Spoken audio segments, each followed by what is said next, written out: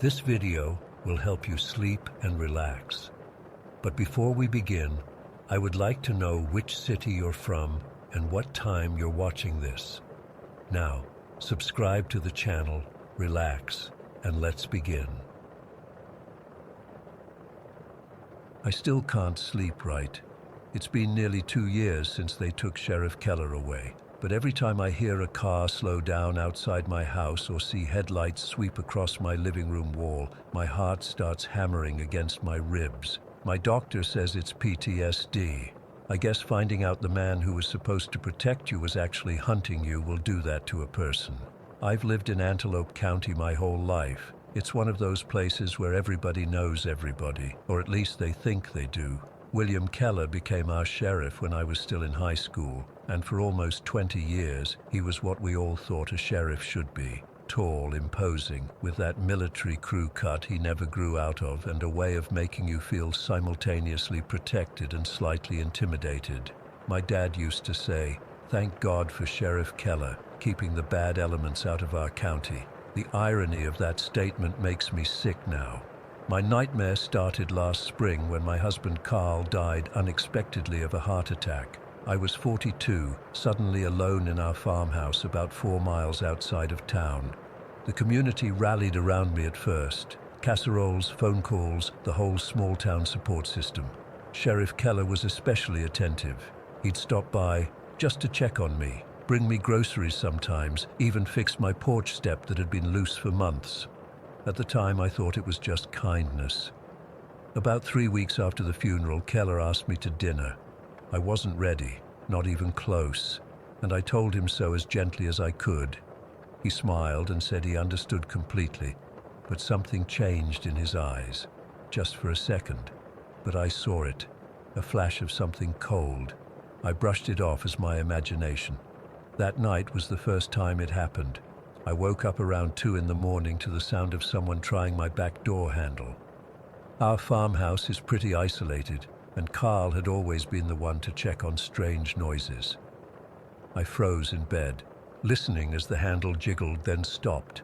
Then footsteps on the wooden porch, slow and deliberate, circling to the side of the house. I called 911 with shaking hands.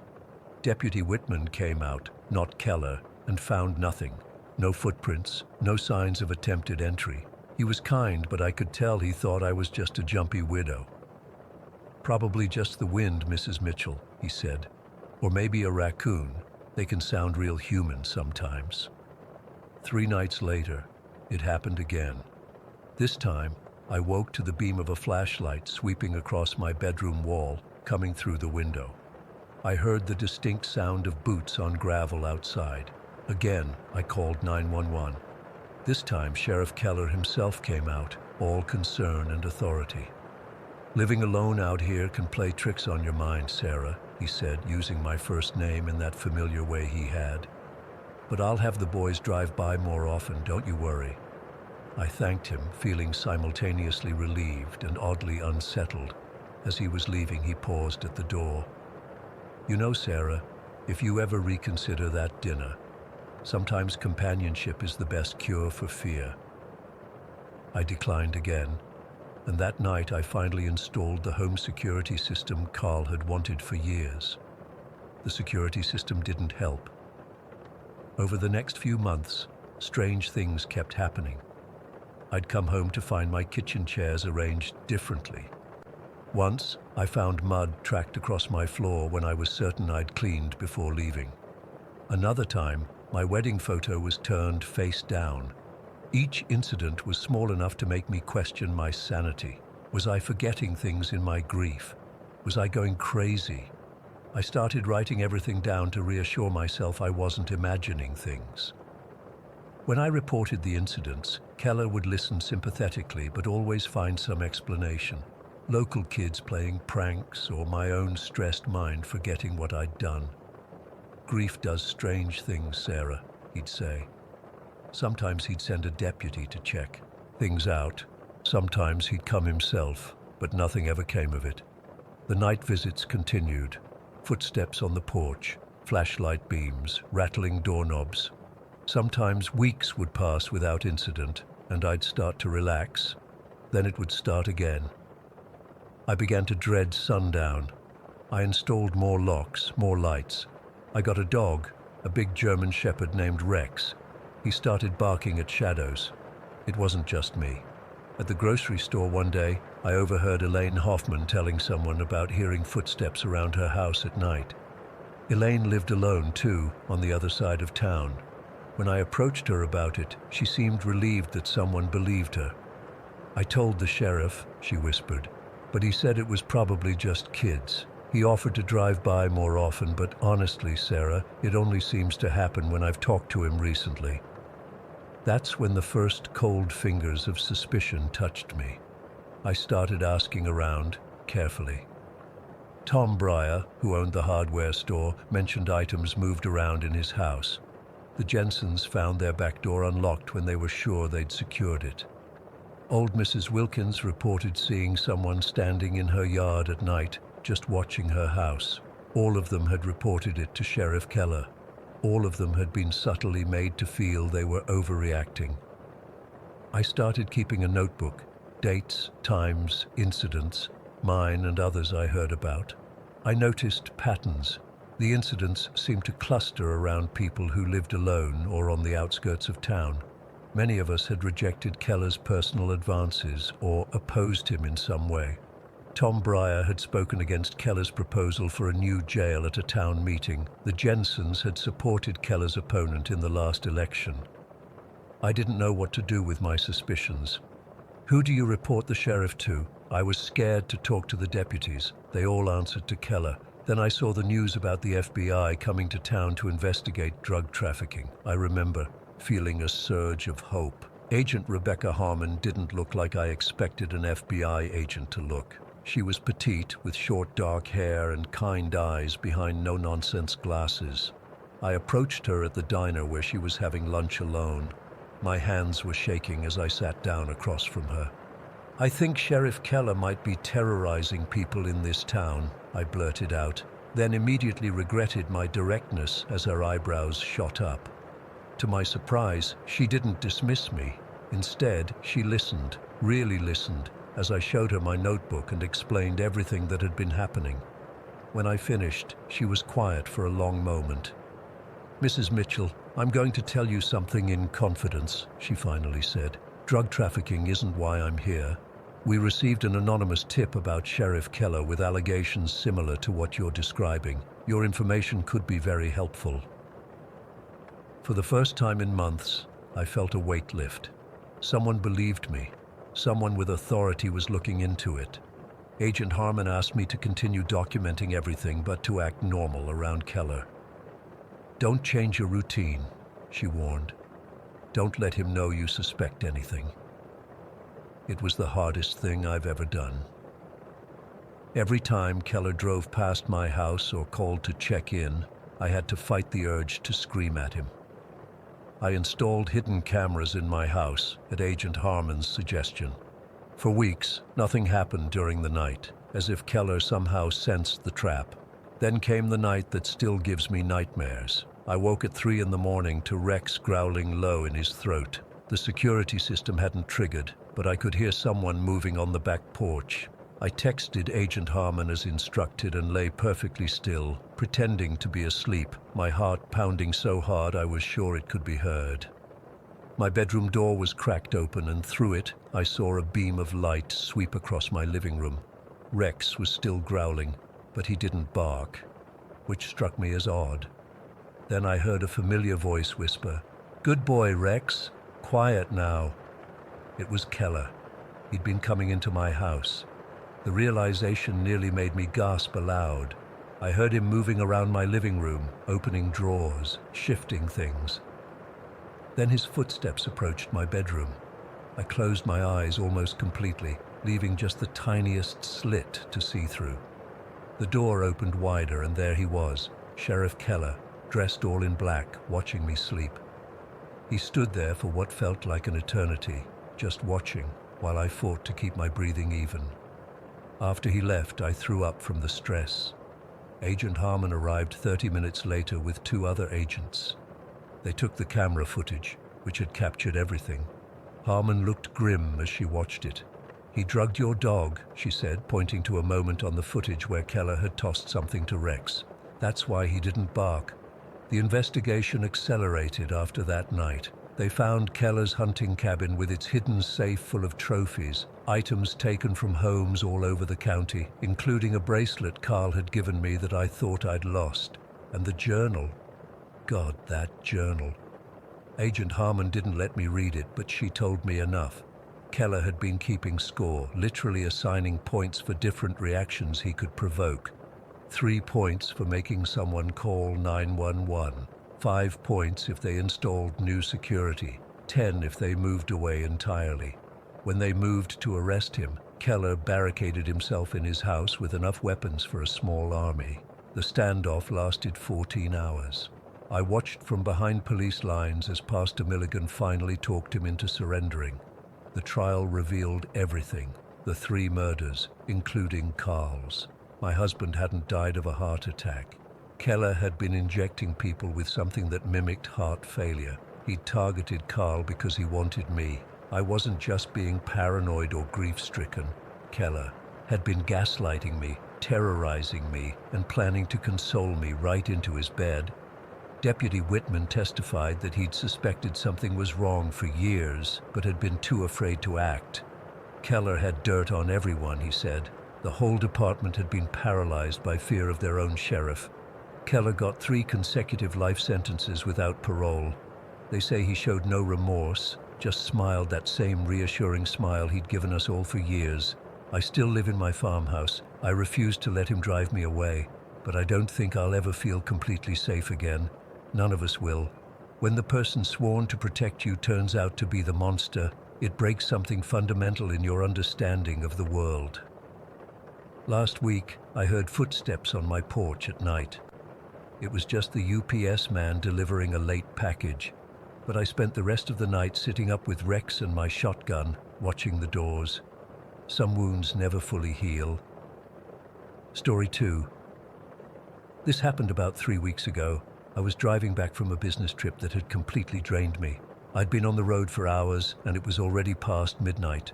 I was on Highway 50, that long stretch through Clearwater Valley where the road seems to go on forever with nothing but trees and darkness on both sides. My eyes were heavy and I was fighting to stay awake, cranking the AC and blasting music just to keep myself alert. I remember checking my GPS and seeing I still had about 2 hours until home. My stomach was growling. I hadn't eaten since noon, and the combination of hunger and exhaustion was making me dizzy. I knew I needed to stop somewhere before I became a danger to myself and others on the road. That's when I saw it. A small diner just off the highway with a neon open 24 hours sign flickering in the darkness. I don't remember ever noticing it before, despite having driven this route dozens of times. But then, again, I usually made this drive during daylight hours. I pulled into the gravel parking lot, relieved to find somewhere open at this ungodly hour. The parking lot was nearly empty, just 2 other cars, both looking like they'd been there for years. One was an old station wagon with faded blue paint, and the other was some kind of sedan covered in a layer of dust so thick I couldn't make out the color underneath. I didn't think much of it at the time. It was the middle of the night after all. The diner itself looked like something from the 70s, one of those prefab buildings with large windows and aluminum trim. The neon sign buzzed and flickered, casting an eerie blue-red glow across the parking lot. As I approached the entrance, I noticed how unnaturally quiet everything was. No insects buzzing, no distant traffic noise, not even the sound of wind in the trees. Just silence. The bell above the door gave a weak jingle as I entered. The interior was classic American diner. Red vinyl booths, chrome fixtures, black and white checkered floor. But something felt off. The lights were too dim, creating shadows in corners where there shouldn't have been any. The air smelled stale, with an underlying scent I couldn't quite identify, something musty and old. Despite the cars outside, I didn't see any other customers. The place was completely silent, except for a faint static coming from an old radio behind the counter. No clinking dishes, no sizzling grill, no conversations. Nothing you'd expect from a diner, even a quiet one. I stood awkwardly by the door for a moment, before sliding into a booth near the window. The vinyl seat was cold and cracked, and it made an unsettling squelching sound as I sat down. I grabbed a menu from behind the napkin dispenser and noticed the prices seemed oddly cheap, like they hadn't been updated in decades. After about a minute, a waitress appeared from a door I hadn't noticed before. She moved silently across the floor. I never heard her. Footsteps, which I only realized later, was strange. She was tall and thin, with pale skin and dark hair pulled back so tightly it seemed to stretch her face. Her uniform looked too big for her frame, like she was wearing someone else's clothes. "Coffee?" she asked, already pouring before I could answer. Her voice had a hollow quality, like she was speaking from the bottom of a well. "Thanks," I said, wrapping my cold fingers around the mug. The coffee was scalding hot, but had no steam rising from it. "Can I get a burger and fries? I've been on the road for hours." She stared at me for a moment too long before nodding. Her eyes never seemed to blink. "Coming right up," she said, and disappeared into the kitchen without writing anything down. While waiting, I sipped the coffee and immediately regretted it. It tasted bitter and wrong, like it had been sitting on the burner for days. I pushed it aside and pulled out my phone to check how much longer my drive would be. No signal, not even a single bar. I tried turning airplane mode on and off. Nothing. I glanced out the window at my car, thinking maybe I should just leave and find somewhere else to stop, when I noticed something unsettling. The two cars I'd seen earlier had moved. I could swear they'd been parked on the other side of the lot, but now they were right beside my car, as if boxing it in. A chill ran down my spine. The waitress returned with my food, placing it in front of me without a word. The burger looked normal enough, but the fries were oddly pale, like they'd been boiled rather than fried. "Is everything okay out there?" I asked, nodding toward the parking lot. She followed my gaze and gave me the strangest smile. "Time moves differently here," she said, her voice still carrying that hollow echo. "You should eat quickly and go. It's not safe to linger." "What do you mean?" I asked, my appetite suddenly gone. She leaned closer, and I could smell something like mothballs on her clothes. "This isn't a place for the living to stay long. Highway 50 has its own rules." Before I could ask what the hell she meant, the door to the diner burst open. A disheveled man rushed in, his clothes dirty and torn. He looked like he hadn't slept or showered in days. His eyes were wild with panic as they darted around the diner before landing on me. "You need to leave," he shouted, rushing to my table. "Get in your car and drive away right now. Don't look back." The waitress moved with surprising speed, positioning herself between us. "Roy," she said firmly, "we've talked about this. You're scaring our guest." "No, no, no," the man, Roy, said, shaking his head frantically. "You don't understand. I've been here for, I don't even know how long anymore. Days, weeks, it all blends together." "Sir, I think you should calm down," I said, though my heart was racing. Something about his terror felt genuine. "Listen to me," Roy said, his voice dropping to an urgent whisper. "I stopped here just like you, just for a quick bite. But once you eat their food, you can't leave. I've tried driving away dozens of times, but the road just brings me back here. Always back to this diner." His eyes welled with tears. "Please, just go, while you still can." The waitress placed a hand on his shoulder, and he flinched away from her touch. "Roy needs his medication," she explained to me with that same strange smile. "He's one of our long-term residents." Roy backed away from her, bumping into tables as he retreated. "She's one of them," he hissed. "They're not human. None of them are." He turned and ran out the door, disappearing into the darkness. My hands were shaking now. I hadn't touched my food, which suddenly seemed like the smartest decision I'd made all night. "I should probably get going," I said, reaching for my wallet. "What do I owe you?" The waitress shook her head. "No charge for food you didn't eat." She tilted her head, studying me like I was some kind of specimen. "You're afraid now? That's good. Fear will keep you moving." I stood up, my legs unsteady. What is this place? She smiled again, but it didn't reach her eyes. A rest stop between worlds. Most just pass through, some stay. She gestured toward the door Roy had run through. Some try to leave but can't find their way. I don't understand, I said, backing toward the exit. Highway 50 is special, she explained, following me at a measured pace. It exists in more places than just this world. Sometimes the boundaries thin and places like this diner appear. We serve travelers from everywhere. I reached the door and pushed it open, desperate for fresh air. That's insane. Her expression didn't change. Perhaps, but consider this. Have you ever driven this highway and lost track of time? Found yourself further along than you should be? Or perhaps not as far as you calculated? I froze because she was right. There had been times when this stretch of road seemed to take longer than it should, or when I'd arrive at my destination earlier than expected. The highway claims some travelers, she continued. Those who are tired, distracted, or alone, they become part of it, part of us. I bolted through the door and ran to my car. As I fumbled with my keys, I looked up and saw figures standing at the edge of the parking lot, shadowy silhouettes barely visible in the darkness. They didn't move, just stood watching me. Among them, I recognized Roy's outline, his shoulders slumped in defeat. My car started on the first try, thank God. I peeled out of the parking lot, gravel flying. In my rearview mirror, I saw the diner's lights flicker and then go out completely, plunging the area into darkness. But I could still make out those figures now moving toward the road, as if to follow me. I drove like hell, my knuckles white on the steering wheel. The highway stretched endlessly before me, and for one terrifying moment, I thought I was trapped in some kind of loop. But then I saw signs for the next town, and eventually, familiar landmarks appeared. When I finally pulled into my driveway, I was shaking so badly I could barely turn off the engine. I sat there until dawn, afraid that if I closed my eyes, I'd wake up back at that diner. It's been 3 weeks now, and I still can't explain what happened that night.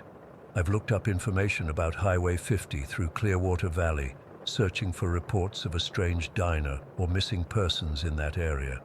I found a few forum posts from people claiming to have experienced lost time on that stretch of road, and one thread about a diner that wasn't there the next day, but nothing concrete. I've taken a different route home since then, adding an hour to my commute just to avoid Highway 50. I've told myself 100 different explanations for what happened. Exhaustion, hallucination, some kind of gas leak in the diner causing me to see things. But deep down, I know what I experienced was real. Sometimes at night, I dream about those figures standing at the edge of the parking lot.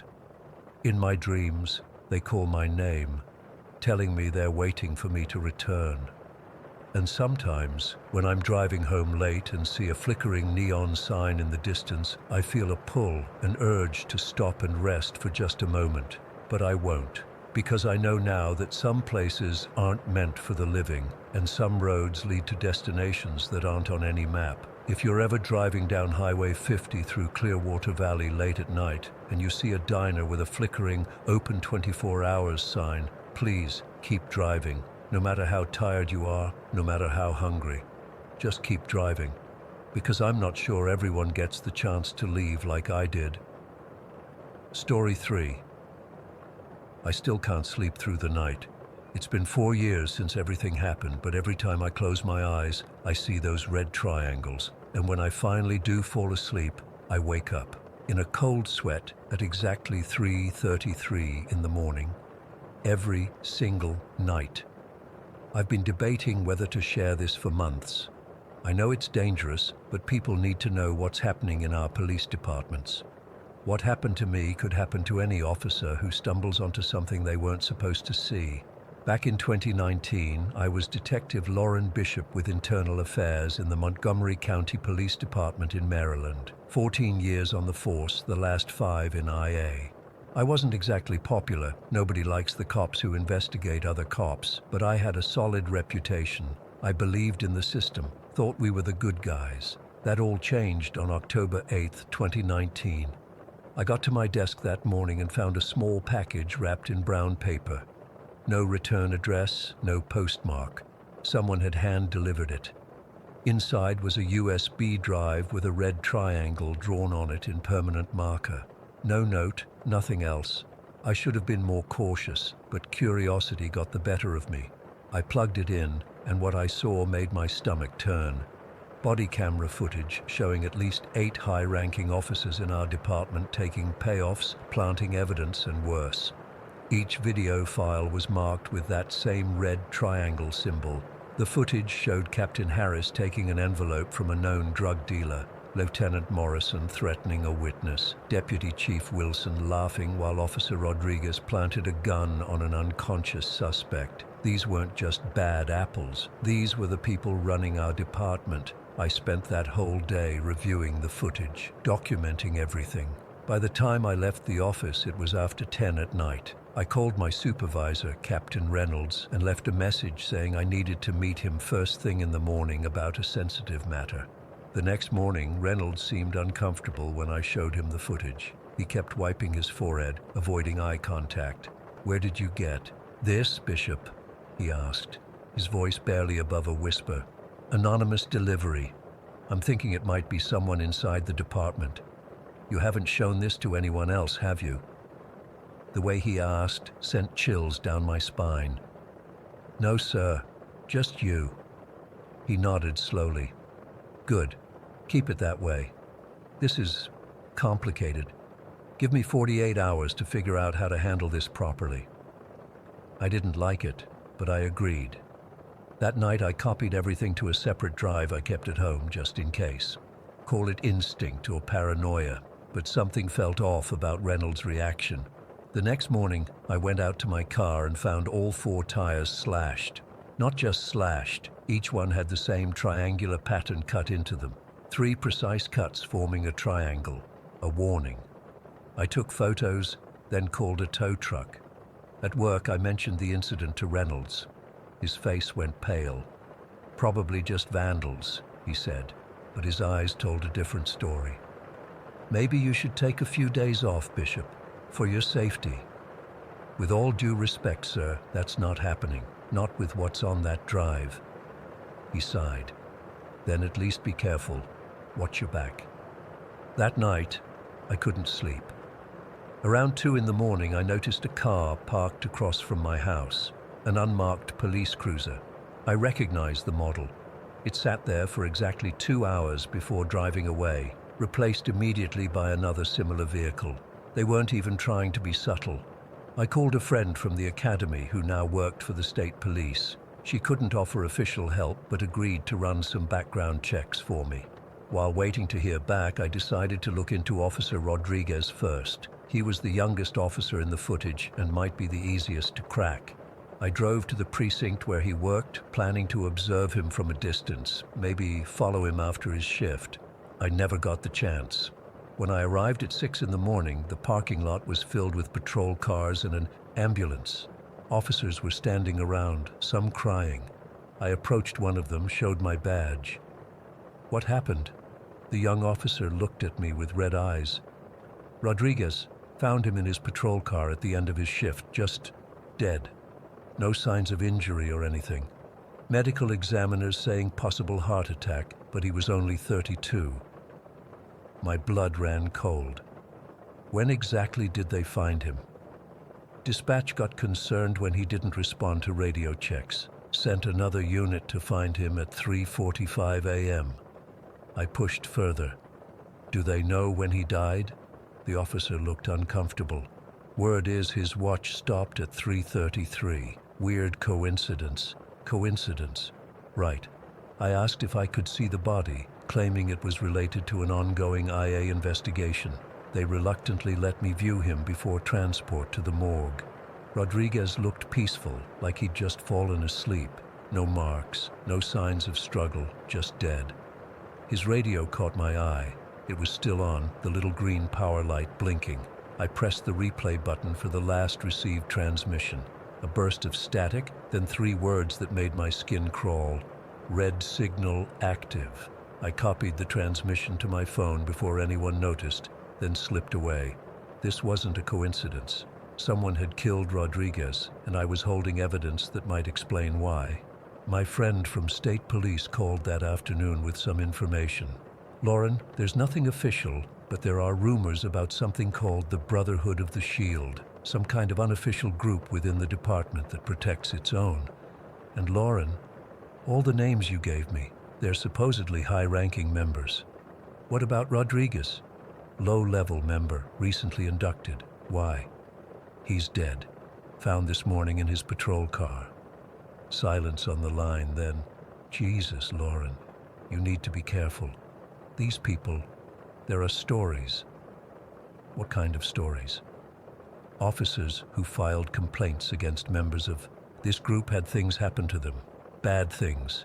Career-ending accidents, sudden resignations, even unexplained deaths.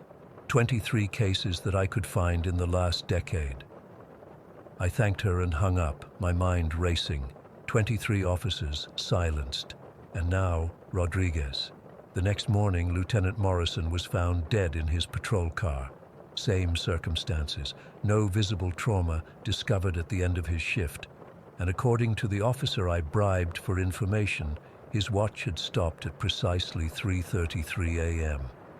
I was connecting the dots when Captain Reynolds summoned me to his office. As I walked in, I noticed a small red triangle pin on his lapel that I'd never seen before. Bishop, I'm removing you from duty pending a psychological evaluation. What? On what grounds? You've been exhibiting paranoid behavior, making accusations against superior officers without evidence. Several colleagues have expressed concern. I knew what was happening. They were shutting me down, discrediting me before I could expose them. This is about the Brotherhood, isn't it? I said quietly. Reynolds' face hardened. There's no such organization, Detective. Perhaps this proves my point about your mental state. I was escorted out of the building by 2 officers I didn't recognize, my badge and gun confiscated. As they walked me to my car, one whispered, 3:33, the signal doesn't miss. That night I packed essential items and moved to a motel under a fake name. I needed to find the source of the footage, the person who'd sent me the USB drive. They clearly knew about the Brotherhood and might be my only ally. I spent the next day reviewing the footage again, looking for clues I might have missed. In one video, I noticed a reflection in a window, someone filming the body cam footage from a computer screen. When I enhanced the image, I could make out an old man's face. Something about him seemed familiar. I went through department records from my home, computer, and found him. Detective Alan Pratt, retired 3 years ago after 30 years of service. Last known address in Rockville. I drove to his house the next morning, watching for tails the entire way. Pratt's house was small, tucked away on a quiet street. When he opened the door, he didn't seem surprised to see me. Detective Bishop, took you long enough. Inside, his living room was converted into an investigation center. Maps, photos, timelines covering the walls, all connected by red string to a central image, the red triangle. I've been tracking the Brotherhood for 11 years, Pratt explained, pouring coffee with shaking hands. Started after my partner filed a complaint against Captain Harris. 2 weeks later, he died in a car accident. But I heard the call on his radio just before it happened. Red signal active. What is the red signal? I asked. Pratt pulled out a modified police radio. It's how they kill. The Brotherhood has developed what they call digital execution, modified radio equipment that can generate specific frequencies that cause fatal cardiac arrhythmias in the target. Untraceable, looks like natural causes. They've perfected it over the years. It sounded insane, but after what I'd seen, I believed him. Why target Rodriguez and Morrison? They were members. Loose ends, they were in your footage. The Brotherhood doesn't tolerate potential liabilities. I showed him everything I had. Together, we compiled evidence of 28 suspicious deaths connected to the Brotherhood over 12 years. The pattern was clear. Anyone who threatened them either backed down, left town, or died at 3:33 a.m. We need to take this to the FBI, I said. Pratt laughed bitterly. You think they don't have members in federal agencies? The Brotherhood has chapters in departments across at least 5 states. This is bigger than you realize. Nevertheless, I arranged a meeting with an FBI contact for the following day. That night, back at my motel, I prepared everything we'd gathered. At 2 a.m., I got a text from Pratt. "They know. Run." I grabbed my evidence and ran to my car. As I pulled out of the parking lot, 3 unmarked police cruisers converged on the motel. I drove straight to the FBI field office in Baltimore, called my contact from the parking lot. He met me outside, face grave. "Bishop, we've got a problem. According to police records, you don't exist." "What?" He showed me his phone, a department roster with my name and badge number completely absent. All my cases reassigned to other detectives. "They've erased me," I whispered. The FBI took my evidence seriously enough to launch an immediate investigation. Within days, they uncovered Brotherhood connections in 17 law enforcement agencies across Maryland, Virginia, and Pennsylvania. During the raid on what they called their command center, a warehouse outside Baltimore, 12 Brotherhood members activated some kind of fail-safe. 7 FBI agents collapsed with sudden cardiac events before the signal could be jammed. The Brotherhood members then ingested cyanide rather than face arrest. Their final message, broadcast over their modified radio system, "The signal cannot be silenced." The official investigation was classified. The public told only that a corruption ring had been dismantled. Pratt disappeared. Witness protection, I hope, but I can't be sure. According to all official records, Detective Lauren Bishop never existed. I'm living under a new identity now. Sometimes I catch glimpses of unmarked cars following me. Sometimes my radio picks up strange frequencies that make my heart flutter. And every night I wake up at 3:33 a.m., gasping for breath, feeling like someone's standing over me. The Brotherhood is still out there. I know it. The red triangle appears in news photos of police ceremonies sometimes, a small pin on a uniform lapel or a symbol in the background. I keep trying to warn people, but who would believe me? A woman who doesn't officially exist, talking about a secret society of killer cops who execute people through radio waves. All I can do is keep gathering evidence and sending it to trusted journalists under various aliases. If you're reading this, know that the Brotherhood is real. The red signal is real. And if you see that red triangle anywhere, run. Story 4. I still haven't been able to sleep properly since what happened 2 weeks ago. I keep going over it in my head, wondering if I imagined the whole thing. But the journal sitting on my nightstand is proof I didn't. I was driving from Boston to Atlanta for a new job. Nothing exciting, just a standard relocation, the kind of cross-country drive people make all the time. I'd planned everything carefully. An overnight stop in Virginia, then continuing south the next day. I even splurged on a fancy navigation system for my old Honda Civic so I wouldn't get lost. Everything was fine until about 7 in the evening. I was somewhere in rural Virginia when my nav system suggested a detour to avoid traffic on I-81. County Road 22 will save you 45 minutes, the automated voice announced. I didn't think twice about it. I was already tired and wanted to get to my motel as quickly as possible. County Road 22 started normal enough, a 2-lane road cutting through farmland. But after about 20 minutes, the farms gave way to dense forest. The trees grew so thick on either side that they formed a kind of tunnel, with branches meeting overhead and blocking out what little daylight remained. That's when my phone lost signal and the nav system froze. I kept driving, figuring the road had to lead somewhere eventually. There weren't any places to turn around anyway, no shoulders, just steep ditches on both sides. As dusk turned to night, I started getting that crawling feeling on the back of my neck. You know that sensation when you're alone but suddenly feel like you're being watched. It was like that, but worse.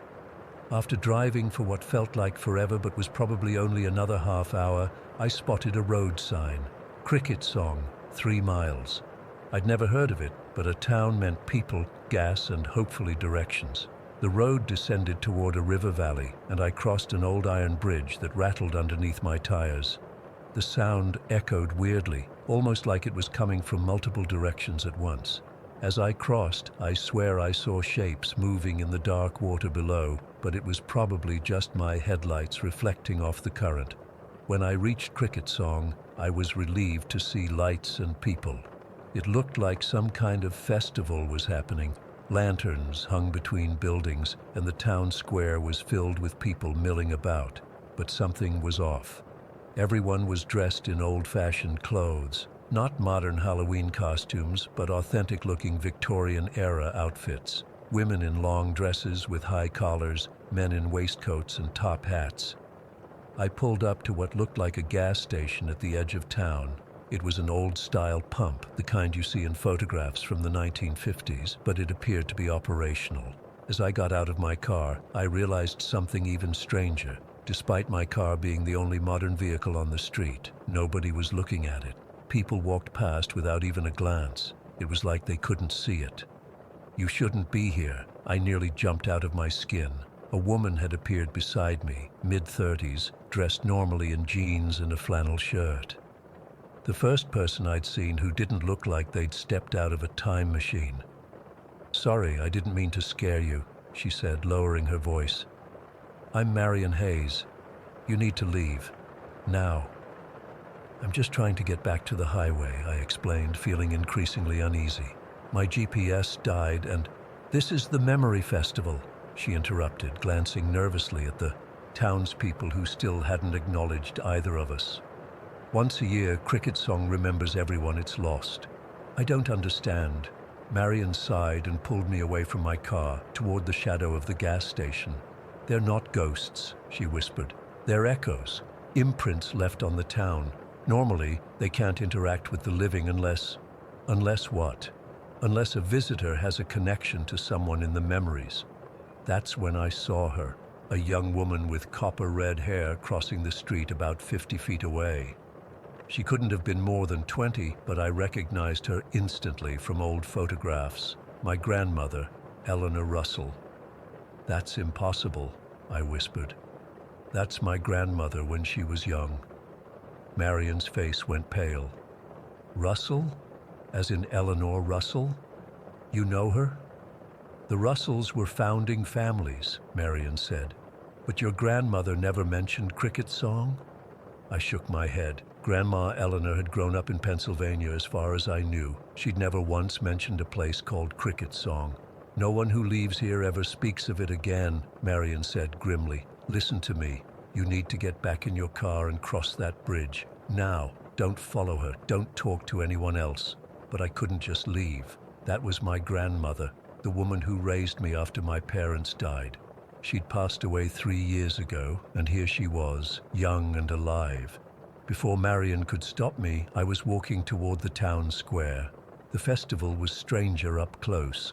Despite the lanterns and the crowd, everything felt muted. Conversations were happening, but I couldn't make out specific words, just a constant murmur that sounded almost like the chirping of crickets. And the people, they moved with an odd fluidity, sometimes seeming to glide rather than walk. I followed my grandmother's form as she turned down a side street lined with Victorian houses. She moved with purpose, climbing the steps of the largest house at the end of the street. It was a beautiful 3-story building with ornate gingerbread trim, but something about it made my skin crawl. The windows seemed to pulse with a soft, luminous energy that didn't look like normal lamplight. I hesitated at the bottom of the steps. Was I really going to follow my dead grandmother into a strange house in a town that shouldn't exist? But then she turned and looked directly at me. Her eyes widened in recognition, which should have been impossible. She didn't know me yet. I wasn't even born when she was this age. "Daniel," she called, her voice somehow clearer than the ambient noise around us. That decided it. I climbed the steps. Inside, the house was filled with people in period clothing, but like outside, none of them seemed to notice me. They moved around me as if I were a piece of furniture. Only my grandmother could see me. "You shouldn't be here," she said, echoing Marion's warning. "How did you find this place?" I got lost, I explained. My navigation system directed me here. Grandma, what is this place? How do you know who I am? She pulled me into a quiet corner of the front parlor. Time works differently here. I remember everything, my whole life, including you, but only during the memory festival. I don't understand. No one who leaves Cricket Song ever speaks of it again, she said. We can't. The town won't let us. As she spoke, I noticed the walls of the house seemed to be contracting slightly, like the building was breathing. The luminous energy I'd seen from outside was stronger in here, pulsing through the wallpaper and the floorboards.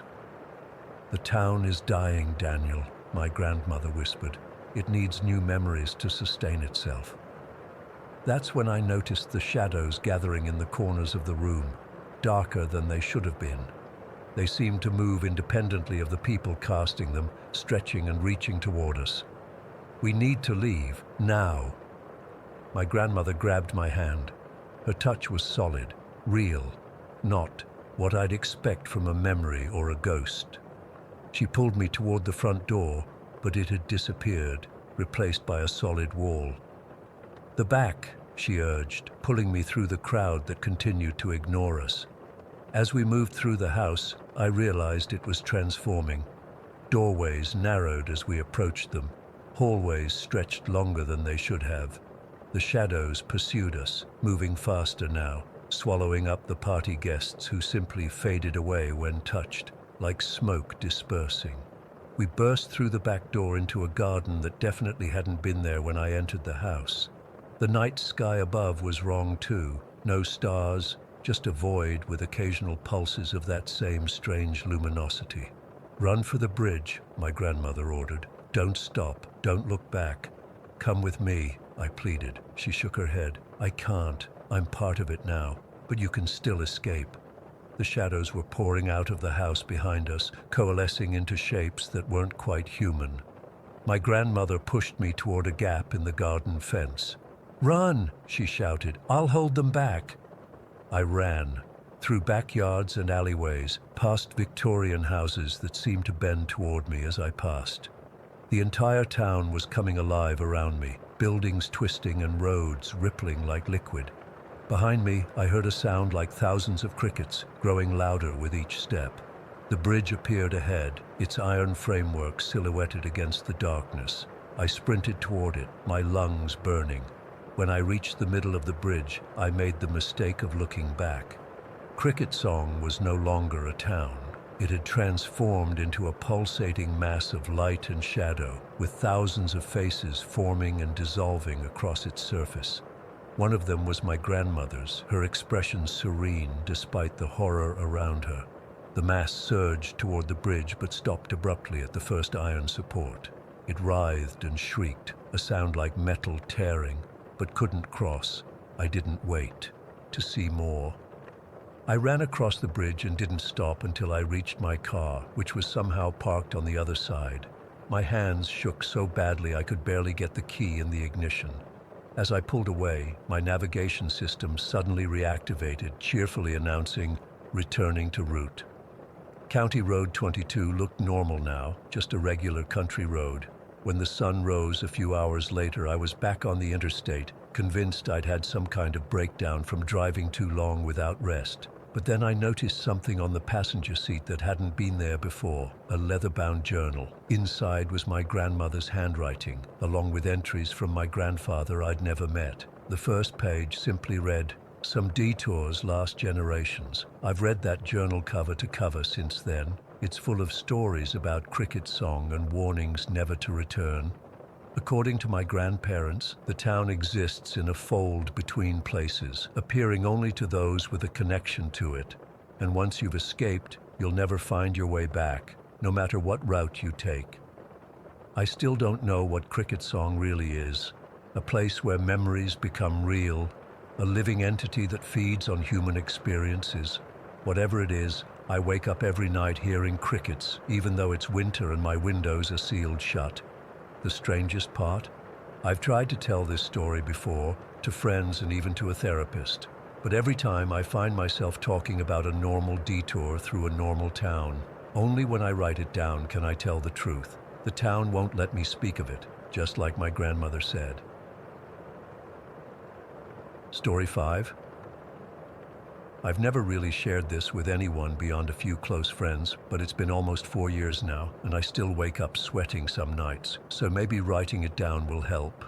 This happened in the summer of 2019 when I finally decided to take my first solo hiking trip. I'd always loved the outdoors, but never had the guts to go alone.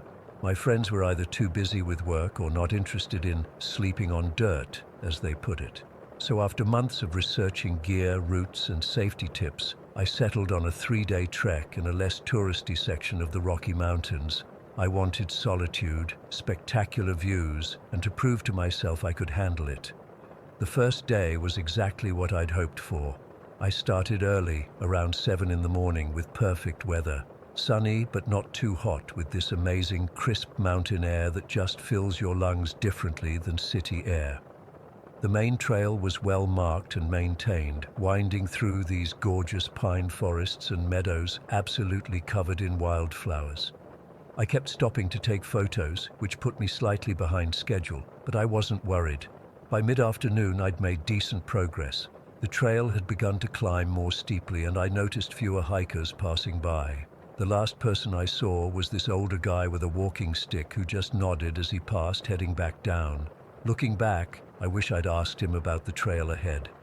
Around 5 o'clock, I started looking for a spot to camp. The trail had definitely become less maintained, narrower with some overgrown sections. I found a small clearing about 30 feet off the main path. It wasn't perfect, but it was flat enough for my tent and had a fallen log I could use as a bench. I set up camp, cooked some freeze-dried pasta on my little stove, and watched the sunset paint the mountain peaks this incredible burnt orange color. That's when I first noticed the silence. I mean, it wasn't completely silent. There was wind in the trees and distant bird calls, but something felt off.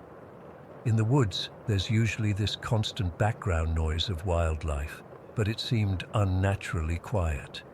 I told myself it was just the elevation, or maybe the time of day, but I couldn't shake this prickly feeling on the back of my neck. After the sun went down, I crawled into my sleeping bag with my headlamp and read a bit on my Kindle. The temperature had dropped significantly, so I was happy to be snug in my tent. I must have dozed off around 10, because the next thing I remember was waking up suddenly, completely alert. At first, I couldn't figure out what had woken me. Then I heard it, whispering. Not like wind through leaves, but actual whispering, like multiple people having hushed conversations just outside my tent. I froze, straining to make out words, but it was just indistinct murmuring. "Hello?" I called out, my voice embarrassingly shaky. "Is someone there?" The whispering stopped immediately. I grabbed my flashlight and, after working up the courage, unzipped my tent and shined the light around the clearing. Nothing. Not a single thing out of place. My backpack was still hanging from the tree where I'd left it. No footprints in the dirt around my tent. Nothing. I convinced myself it was just the wind or that I'd been dreaming. I even laughed at myself a little for being so jumpy on my first solo trip. I crawled back into my sleeping bag, but kept my flashlight close. It took forever to fall back asleep. The whispering came back 3 more times that night. Each time I'd wake up, heart pounding, and each time I'd check outside to find nothing. By the time the sky started lightening, I was exhausted and seriously considering packing up and heading back down the mountain. I was in the middle of a protein bar breakfast when I heard a loud crash from somewhere in the woods, followed by what I can only describe as a growl.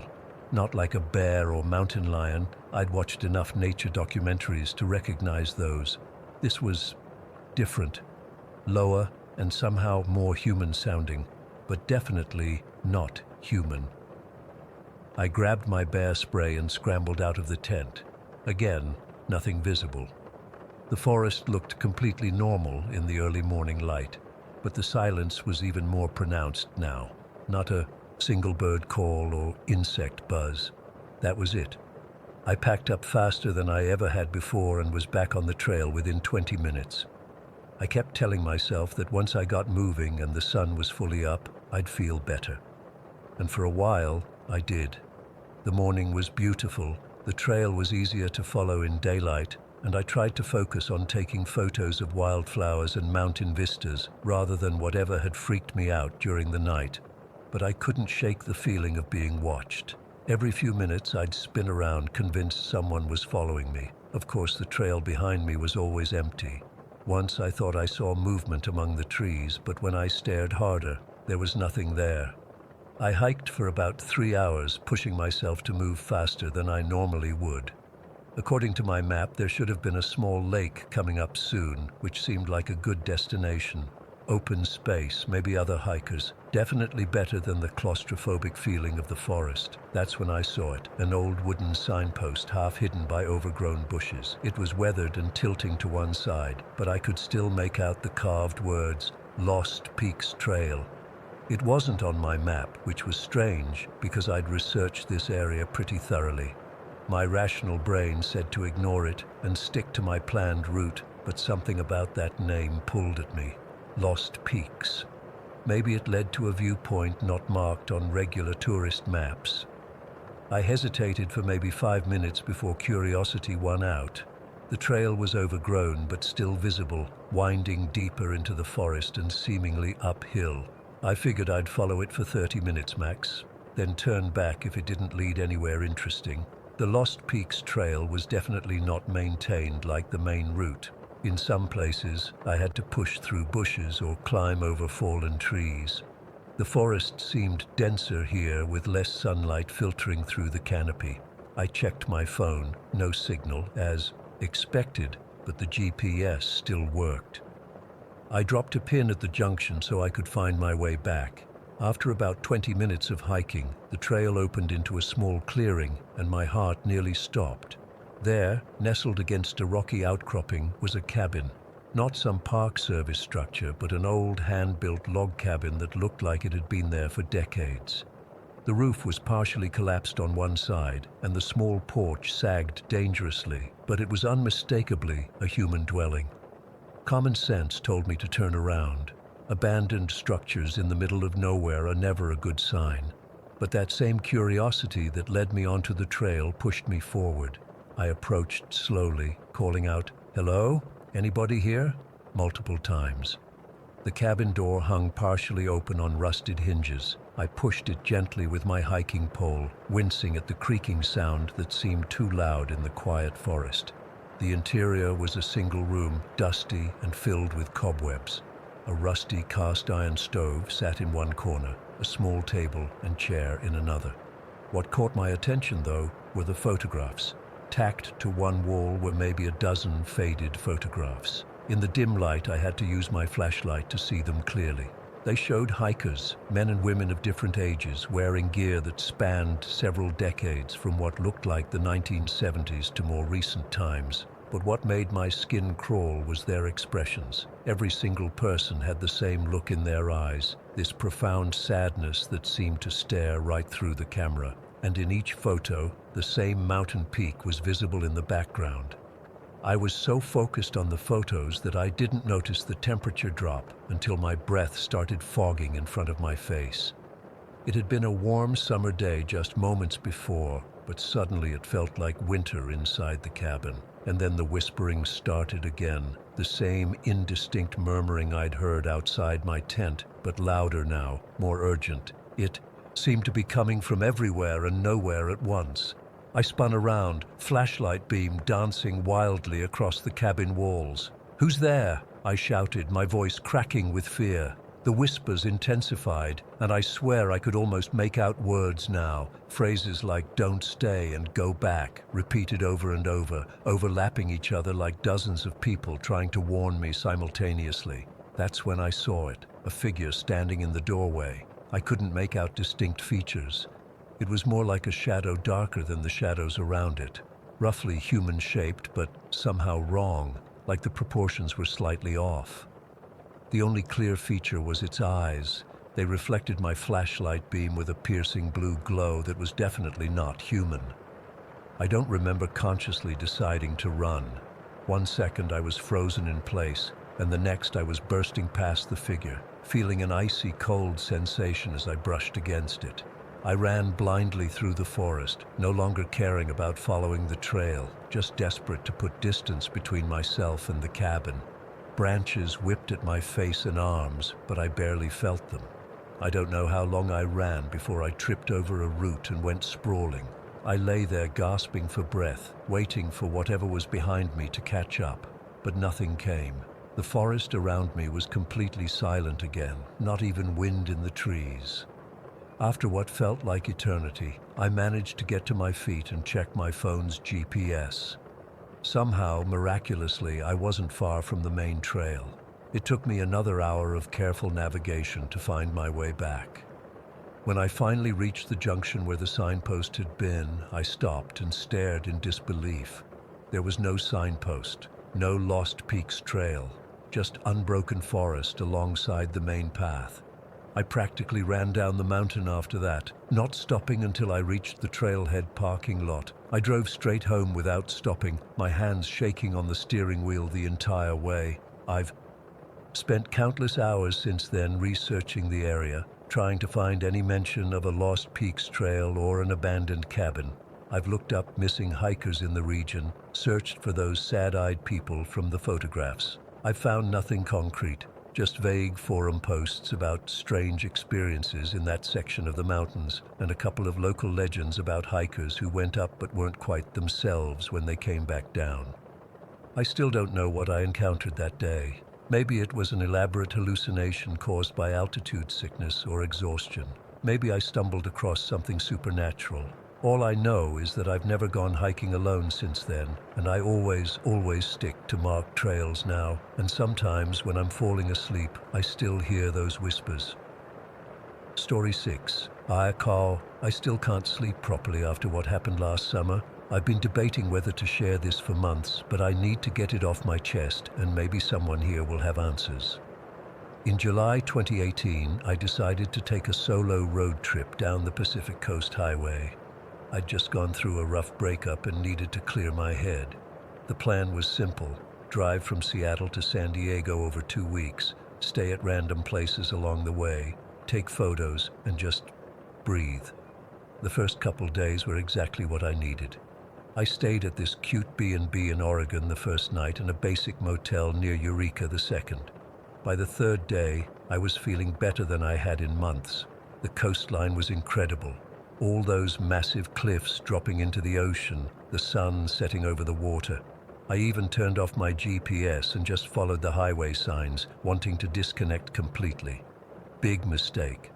Around 9 p.m., I realized I'd been driving for hours without seeing a gas station or hotel. My phone had maybe 15% battery left, and there was no service anyway. The highway had curved inland through some dense forest, and fog was starting to roll in. Classic horror movie setup, right? But I wasn't worried yet, just annoyed at myself for not planning better. When I saw a wooden sign for Old Oak Inn 2 miles ahead illuminated in my headlights, I literally said, "Thank God," out loud. I followed the narrow turnoff, a winding gravel road that seemed to go on forever. The trees were massive old-growth redwoods, blocking what little moonlight there was. My car's headlights barely cut through the fog. Finally, I came upon this 2-story Victorian-style house set back from the road. It was, well, worn is being generous. The white paint was peeling, and the wraparound porch sagged slightly on one side. A dim yellow light glowed from inside, and an old-fashioned wooden sign creaked in the breeze. Not ideal, but I was exhausted and nearly out of gas.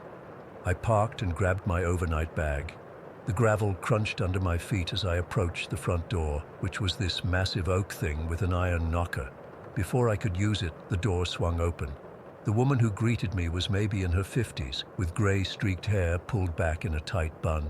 She wore a long, dark dress that looked straight out of another era, not costume-like, just dated.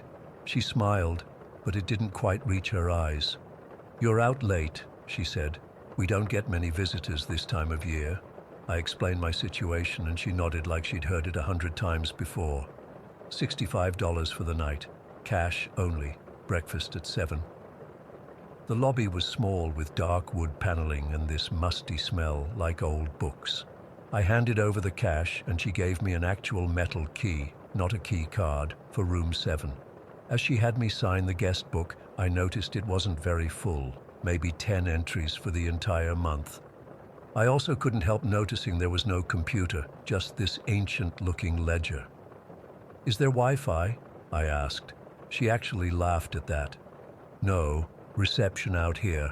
No television either, just peace and quiet." As she led me upstairs, I noticed the walls were lined with old photographs. They looked like they were from different eras, some sepia-toned from maybe the early 1900s, others color photos from the 70s or 80s. All featured people standing in front of the inn. What struck me was how serious everyone looked.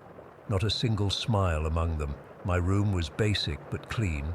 Iron bed frame, faded quilt, a small desk, and a bathroom that had definitely been renovated sometime in the mid-80s. The window overlooked what seemed to be gardens at the back of the property, though it was too dark to see much.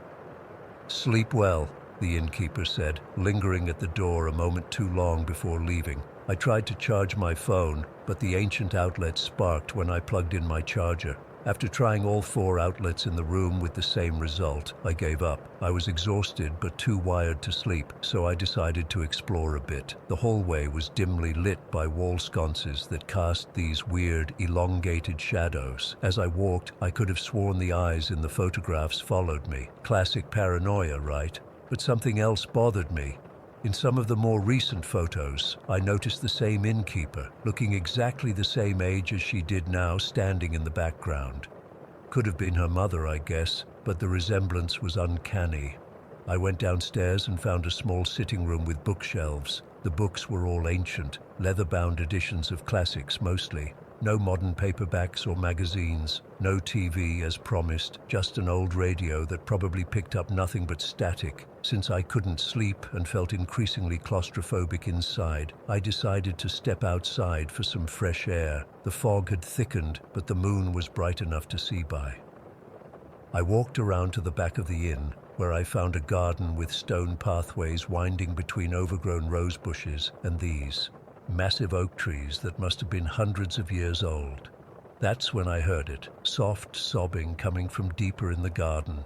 I followed the sound until I saw her, a young woman sitting on a stone bench beneath the largest oak tree. She wore a long white dress or gown, and her dark hair fell over her face as she cried. My first thought was that she was another guest, maybe having relationship troubles or something. "Hey, are you okay?" I called out, keeping my distance so as not to frighten her. She looked up and I swear my blood turned to ice. Her face was pale, not just white, but this unnatural, luminous paleness that seemed to glow in the moonlight. Her eyes were dark, with shadows underneath that looked like bruises. "Please," she whispered, her voice sounding distorted somehow, like it was coming through water. "You have to help me." I took a step closer, concern overriding my unease. "What's wrong? Are you hurt?" "They won't let me leave," she said, glancing fearfully toward the inn. "None of us can leave. The inn traps people. It's been so long." Before I could process what she was saying, I heard footsteps on the gravel path behind me.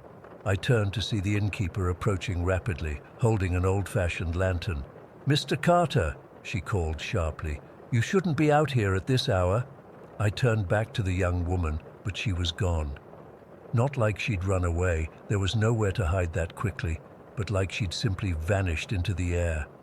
"Who was that woman?" I demanded. "The one in white?" The innkeeper's face hardened. "There's no woman out here. You must be tired from your journey. Perhaps you're seeing things." "I'm not seeing things," I insisted. She was right there, saying something about people being trapped here. The innkeeper's grip tightened on her lantern. "Come inside now. These gardens aren't safe at night. The ground is uneven. You could fall and hurt yourself." I didn't want to go back inside with her, but I also didn't want to stay alone in the garden where people apparently vanished into thin air. Reluctantly, I followed her back inside, noticing how she locked the door behind us with this massive iron key. "Get some rest," she said, her tone making it clear the conversation was over. "Everything looks better in the morning light." I went back to my room but didn't undress or get into bed. Instead, I sat in the chair by the window watching the garden.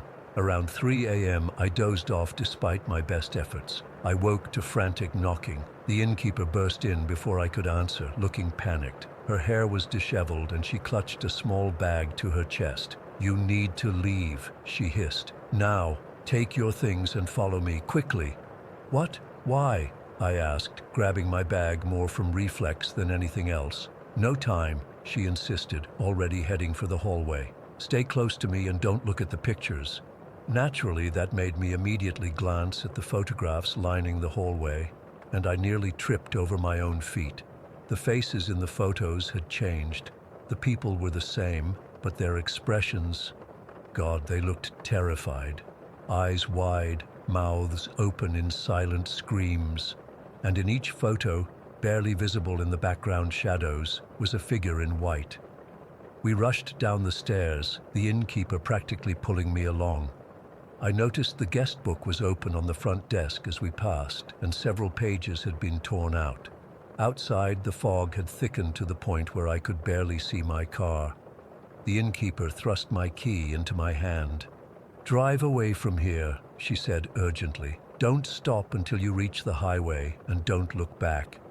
"What the hell is going on?" I demanded, refusing to move until I got some answers. She looked over her shoulder nervously. "The inn has a history. People have gone missing here for over 100 years. That woman you saw, she was a bride who never made it to her wedding. She was supposed to be married here in 1892, but she disappeared the night before. They found her hanging from the oak tree the next morning." "You're saying I saw a ghost?" "More than that," the innkeeper whispered. "She lures travelers, traps them somehow, makes them take her place so she can move on. But it never works. She's still here, and so are all the others." "And you run this place knowing this?" I was horrified and angry. "I'm trapped too," she said, her eyes suddenly looking much older than her face. "I've been trying to warn people away for longer than you could understand. Now go, before she realizes you're leaving." I didn't need to be told twice. I jumped in my car and started the engine. As I backed out, my headlights swept across the front of the inn, illuminating a face in the upstairs window, my window. The woman in white, her face now twisted in rage. I floored it down the gravel drive, heart pounding. In my rear-view mirror, I could see the innkeeper standing in the fog, growing smaller until she disappeared from view. When I finally reached the highway, the sky was starting to lighten. I drove until I found a diner opening for breakfast and collapsed in a booth, shaking so badly I could barely hold my coffee cup.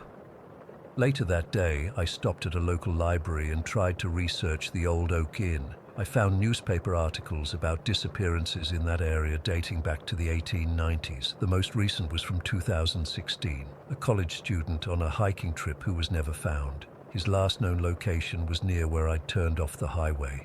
But here's the strangest part. When I tried to find the inn again the next day in broad daylight, I couldn't. The turnoff wasn't there. I drove up and down that stretch of highway for hours, but there was no gravel road, no wooden sign, nothing. I've spent months trying to convince myself it was exhaustion, or maybe someone slipped something into my drink at a rest stop. But I know what I saw. Sometimes I still dream about those photographs, the faces changing from calm to terror. And sometimes when I'm half asleep, I swear I can hear sobbing from somewhere far away. I don't know if the innkeeper was trying to protect me or if she was part of the trap. I don't know if I escaped or if I was allowed to leave. All I know is that I'm never driving that stretch of the Pacific Coast Highway again, especially not at night, and I check TripAdvisor reviews religiously before booking anywhere now. Has anyone else ever encountered something like this? I still can't explain what happened that night, and I'm not sure I want to. Story 7. I've been debating whether to share this for months now. Every time I start typing, I delete everything and close my laptop. But I need to get this out there, even if no one believes me. I still wake up in cold sweats remembering what happened that weekend in Willow Creek. It was early October last year when my friends and I decided to go camping. Nothing fancy, just a weekend getaway to disconnect from our phones and jobs. Our group was tight. Me, Sarah, Mike, my boyfriend of 3 years, Emily, my best friend since high school, Jake, Emily's boyfriend, and Tom, Mike's roommate from college. We'd been planning it for weeks. Mike had borrowed his dad's SUV, I'd organized the food supplies, Tom brought camping gear, and Emily and Jake handled the route planning.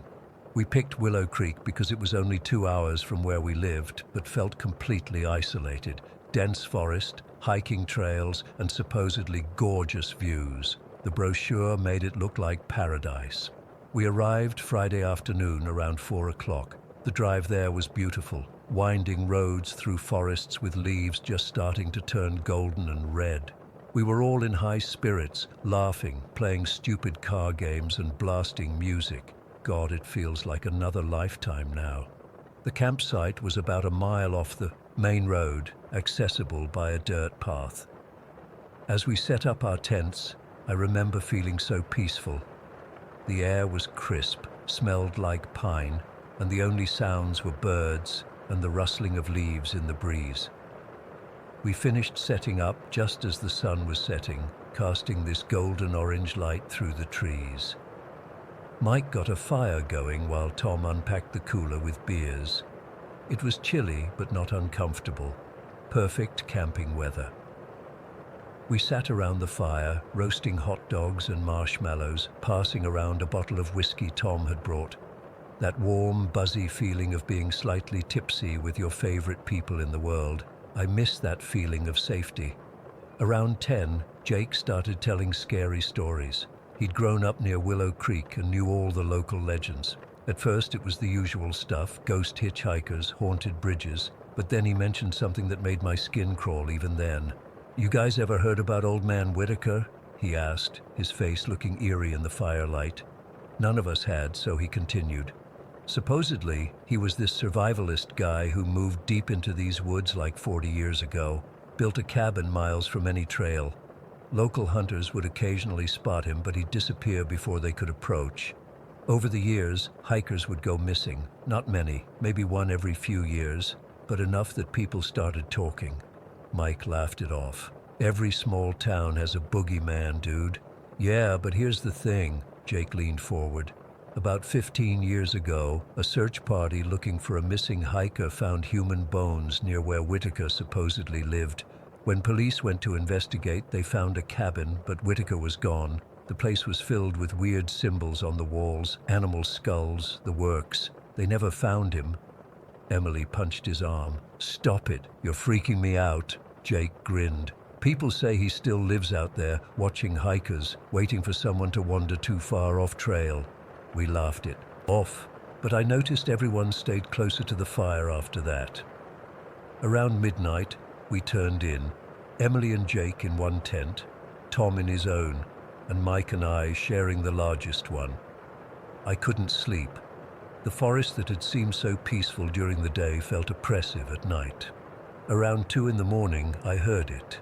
The distinct sound of footsteps crunching on dry leaves. Not animal steps. These were deliberate human footsteps circling our campsite. I nudged Mike, but he was out cold, snoring softly. I lay there frozen, listening as the footsteps completed a circle around our camp and then faded away. I told myself it was just an animal, or my imagination working overtime after Jake's stupid story. Eventually, I must have fallen asleep from exhaustion. The next morning, I mentioned the footsteps, but everyone dismissed it. Tom suggested it was probably just a raccoon or deer. I wanted to believe him. After breakfast, we decided to go hiking. Emily had found a trail on her map that supposedly led to a waterfall. It wasn't marked well, but Jake was confident he could navigate it. We packed day packs with water, snacks, and a first aid kit. Mike brought his fancy camera to take pictures. The hike started pleasantly enough. The trail was visible, though not well maintained. About 2 hours in, I started noticing how quiet it had become. No birds singing, no squirrels rustling in the underbrush, just the sound of our breathing and footsteps. "Does anyone else think it's too quiet?" I asked. Tom glanced around. "Now that you mention it, yeah." Jake brushed it off. "Animals probably hear us coming and hide. We're not exactly being stealthy." We continued walking, but the trail grew increasingly faint until it disappeared entirely. Jake insisted we were still heading in the right direction, using his phone's compass app. The trees grew denser, blocking most of the sunlight. The temperature seemed to drop several degrees. After another hour of walking, Emily spotted something through the trees, a structure of some kind. Curious, we headed toward it. As we got closer, my stomach knotted. It was a cabin, old and dilapidated, with a partially collapsed roof and moss growing up the sides. The windows were boarded up, and the wood was gray with age. If someone had shown me a picture, I'd have guessed it had been abandoned for decades. "Holy shit," Jake whispered. "You think this could be—" "Don't even say it," Emily warned. Mike, always the rational one, shrugged. "It's just an old hunting cabin, probably been here since the 70s. Tom was already approaching it. "Let's check it out." Every instinct told me to turn around, but I didn't want to seem paranoid. We approached the cabin slowly. The door hung crookedly on rusted hinges. Tom pushed it open with a stick, and it creaked so loudly I nearly jumped out of my skin. The interior was a single room, dark and musty. As our eyes adjusted, I saw what Jake had described the night before, symbols drawn on the walls in what looked like charcoal or ash. Circles with lines through them, triangles with eyes in the center, words in a language I didn't recognize. A rusted cot sat in one corner, a broken table in another. What horrified me most were the dozens of small animal skulls hanging from the ceiling on pieces of twine, gently turning in the draft from the open door. "We need to go," I said, backing toward the exit. "Now." That's when we heard it. A low, guttural growl from outside the cabin. Not quite animal, not quite human. Mike moved to the boarded window, peering through a crack. "There's something out there." Before any of us could respond, the door slammed shut with such force that the whole cabin shook. Emily screamed. Jake and Tom threw themselves against the door, but it wouldn't budge. "The window," Mike said, already prying at one of the boards. It came loose after a few tugs, and he kicked out the remaining glass. The opening was small. We'd have to squeeze. Through one at a time. Emily went first, then Jake. As Tom was climbing through, we heard splintering wood. Something was breaking through the door. Mike pushed me toward the window. "Go!" I scrambled through, feeling the jagged edges of glass cut my arm. As I tumbled onto the ground outside, I looked up and saw him, a tall, gaunt man with wild gray hair that hung past his shoulders. His clothes were tattered and filthy, his skin leathery from exposure to the elements. But his eyes were alert and calculating. He was at the edge of the clearing, partially hidden by trees, watching us with unnerving stillness. When he saw me notice him, his cracked lips spread into a grin that made my blood run cold. Mike came through the window, landing beside me. "Run!" he shouted. We sprinted through the forest, no longer caring about direction, just desperate to put distance between us and that cabin. We ran until our lungs burned, stopping only when Emily tripped over a root and twisted her ankle. "We need to get back to camp," Jake said, helping Emily up. "Which way?" Tom pulled out his phone. No signal, but the compass still worked. "That way," he pointed. "I think." It took us over 3 hours of anxious hiking to find our campsite again. When we finally emerged from the trees and saw our tents, the relief was overwhelming until we got closer. Someone had been through our things. The cooler was overturned, food scattered everywhere. The tents had been opened, sleeping bags pulled out. My backpack had been emptied, contents strewn across the ground. It could have been animals, Tom suggested, but his voice lacked conviction. Mike shook his head, pointing to a perfect boot print in the soft earth near the fire pit. "Not unless bears wear size 12 boots." We quickly gathered what wasn't destroyed and debated what to do. It was late afternoon, maybe 3 or 4 o'clock. We could pack up and try to make it back to the car before dark, or we could stay put and keep watch through the night. "I vote we leave," Emily said, still shaken. "Now." Jake disagreed.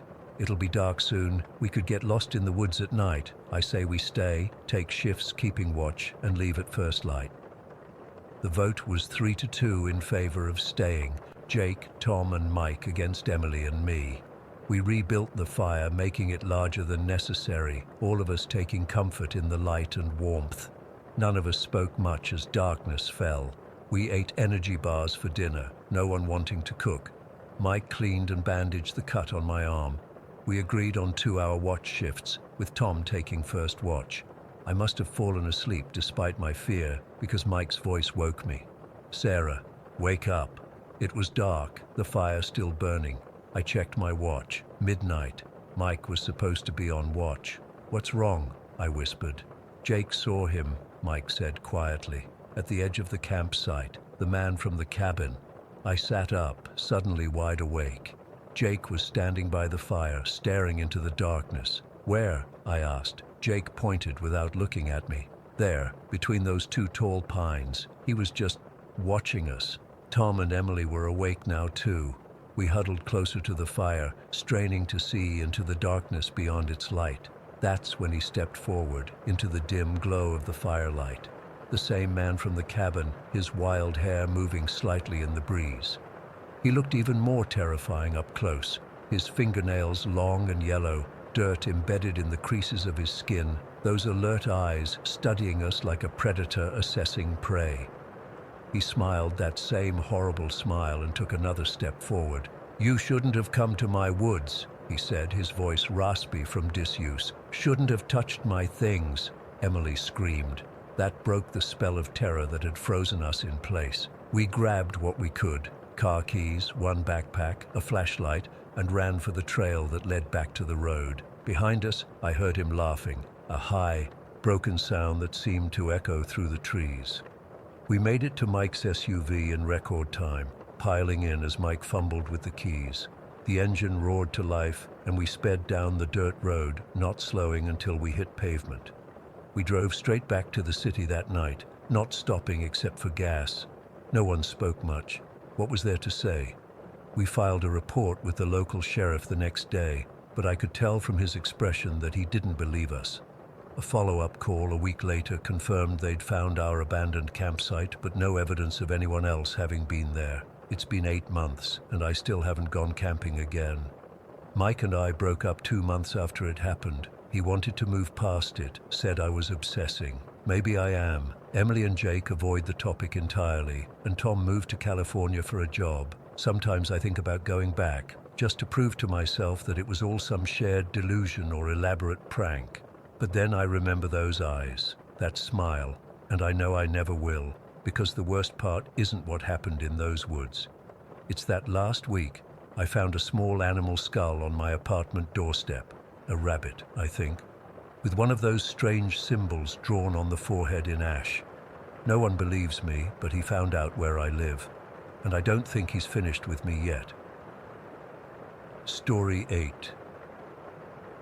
I still have trouble talking about what happened that night on Miller Bridge, but I need to put it somewhere. Maybe writing it down will help make sense of it, or at least let me accept that it actually happened. I've been with the Oak Ridge Police Department for 7 years now. Most nights are pretty routine. Domestic disputes, drunk drivers, the occasional break-in. Nothing that would make you question your sanity or the nature of reality itself, until 3 weeks ago. It was a Thursday night in late October. The weather had turned cold early this year, and I remember being annoyed that the heater in my cruiser was acting up again. I was about halfway through my 10-hour shift, just after 11 p.m., when the call came through. Unit 17, we've got a report of suspicious activity at Miller Bridge. Can you respond? I remember thinking it was weird. Miller Bridge hasn't been used in decades. It's this old iron truss bridge from the early 1900s that spans Miller Creek about 5 miles outside town. The county built a new concrete bridge upstream in the 90s, and the old one's been abandoned ever since. Local kids sometimes go there to drink or whatever, but it was too cold for that kind of nonsense. Copy that. En route to Miller Bridge. Any details on the suspicious activity? I asked. Caller reported strange noises and possibly someone in distress. Could be nothing, but worth checking out. It took me about 15 minutes to get there. The old access road is barely maintained, and my cruiser's headlights bounced off the trees as I navigated the potholes. When I arrived, I sat in my car for a minute just looking at the bridge. Even in the dark, there's something unsettling about that structure, the way it looms there, all rusted metal and rotting wood, like some massive dead thing that refuses to fall. I called in my arrival and grabbed my flashlight and gear. The temperature had dropped even more, probably in the low 30s, and my breath formed clouds in front of my face. As I approached the bridge, I could hear the wind whistling through the metal trusses, making this low, moaning sound that honestly made the hair on my neck stand up. The wooden deck of the bridge creaked under my weight with every step. My flashlight beam cut through the darkness, illuminating patches of the structure as I moved forward. About halfway across, I stopped and listened. Nothing but the wind and the occasional groan of settling metal. "Hello? Oak Ridge Police? Is anyone here?" My voice seemed to get swallowed, up by the darkness. I was about to head back to my car and report that the call was probably a false alarm when I heard it. "Help. Please help me." It was faint, almost like a whisper, but clear enough that I knew I hadn't imagined it. The voice sounded strange, not quite male or female, but definitely human, and it seemed to be coming from below the bridge. I keyed my radio. "Dispatch, this is Harper. I've got someone down here calling for help, going to investigate under the bridge." The dispatcher, Marge, who's been there forever, came back immediately. "Unit 17, maybe wait for backup. Bridge structure isn't stable." "Copy that, but if someone's in trouble, I need to check it out. Just send backup my way." I know now I should have listened to her, but at the time I was thinking someone could be hurt, maybe even dying down there. I made my way off the bridge and started down the steep embankment toward the creek bed. It was muddy and slippery with dead leaves, and I had to grab onto exposed roots to keep from falling. My flashlight beam bounced erratically as I picked my way down. "Hello? I'm coming down to help you. Keep talking so I can find you." No response. The silence felt heavier somehow. When I reached the bottom, I swept my flashlight across the area beneath the bridge. There were some old beer cans, graffiti on the concrete supports, but no sign of anyone. "Hello, I'm Officer Harper with Oak Ridge PD. Where are you?" Nothing, just the sound of the creek gurgling nearby and the wind above. I radioed in again. "Dispatch, I've lost contact with the person calling for help. No visual at this time." "Copy that, Harper. Backup is en route. ETA 20 minutes. I decided to look around a bit more. The creek bed was wider than it looked from above, with large rocks and debris scattered around. My boots sank into the mud as I made my way toward the water's edge, thinking maybe someone had fallen in. That's when my flashlight started flickering.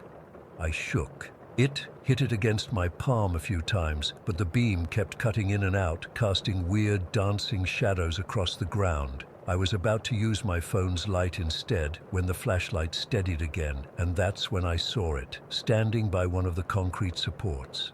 At first, I thought it was just someone who had been hiding, maybe a homeless person or a teenager who didn't want to get in trouble. But as my light fell on them fully, I realized something was very wrong. The figure was tall and thin, too thin, like someone who hadn't eaten in months.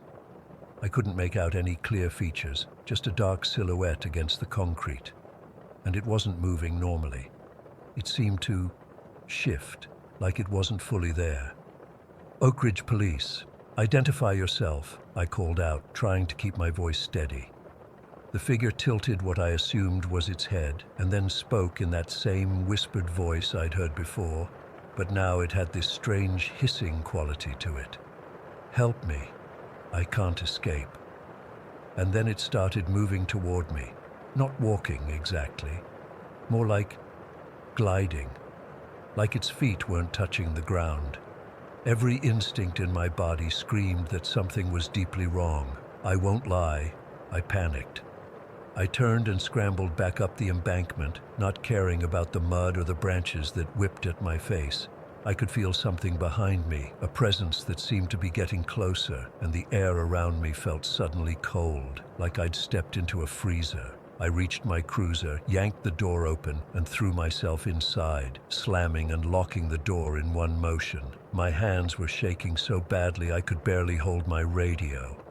Before I could even call in, my radio crackled to life. Unit 17, this is dispatch.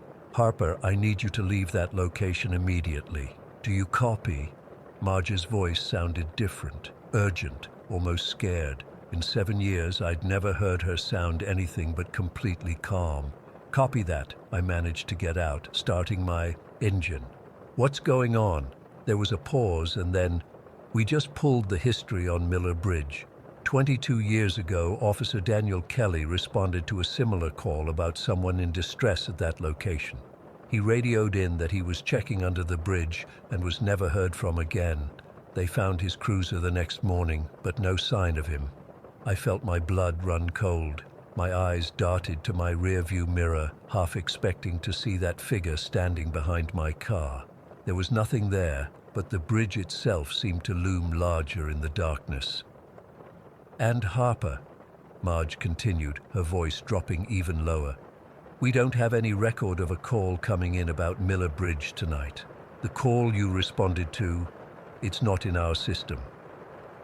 I don't remember much about the drive back to the station. I know I was doing well over the speed limit, and I kept checking my mirrors, convinced something was following me.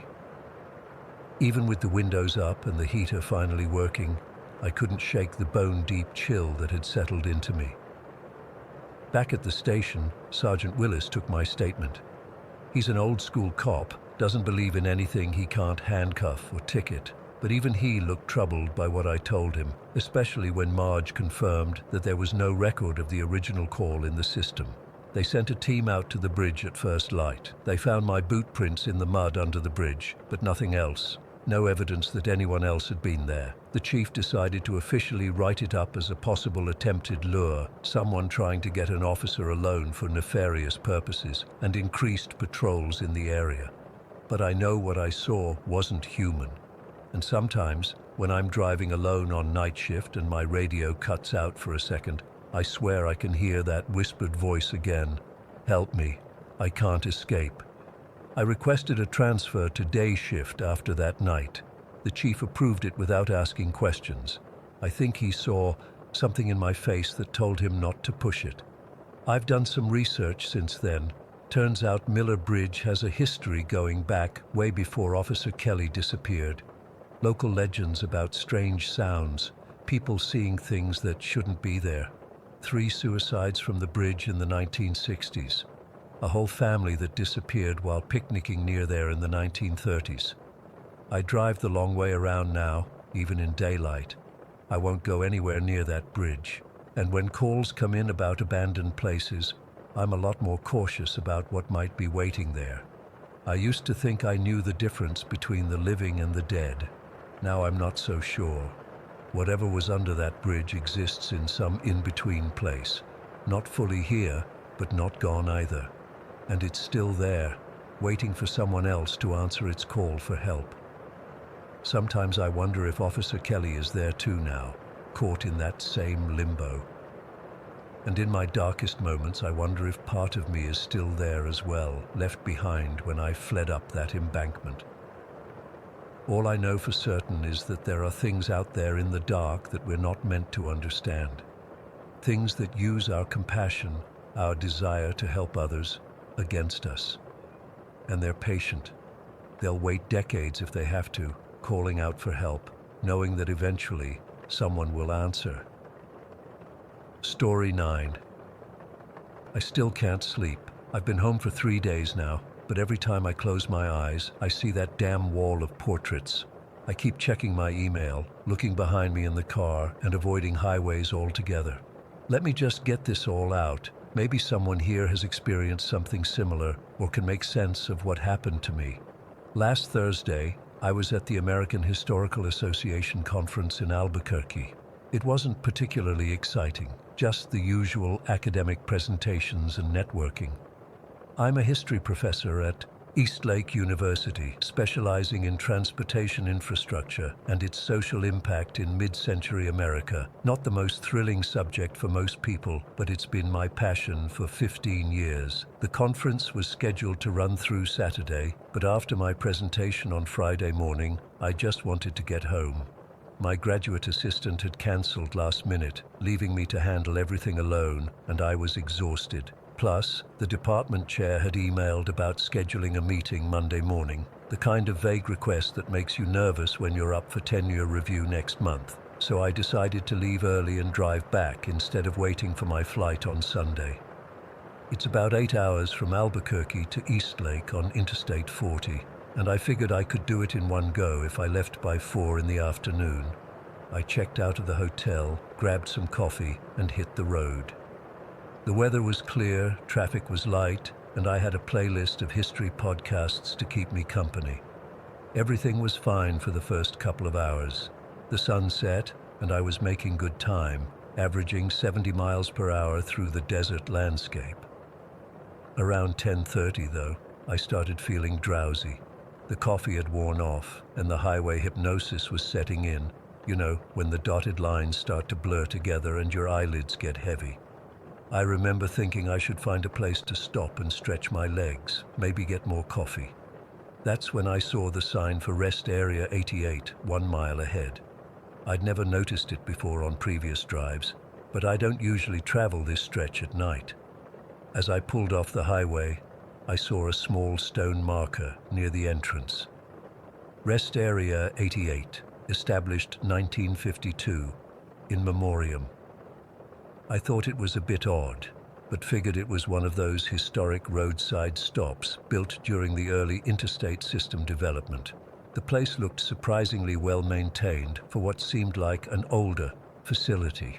The parking lot was freshly paved, and the building itself was this mid-century modern style with large windows and clean lines. I parked under one of the bright overhead lights. Mine was the only car there, which wasn't shocking given it was nearly 11 at night.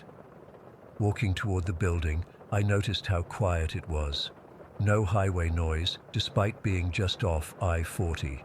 Just this eerie stillness punctuated by the buzz of the parking lot lights and the soft crunch of gravel under my shoes. Inside, the place was immaculate. The floors gleamed, and everything had this preserved-in-time quality.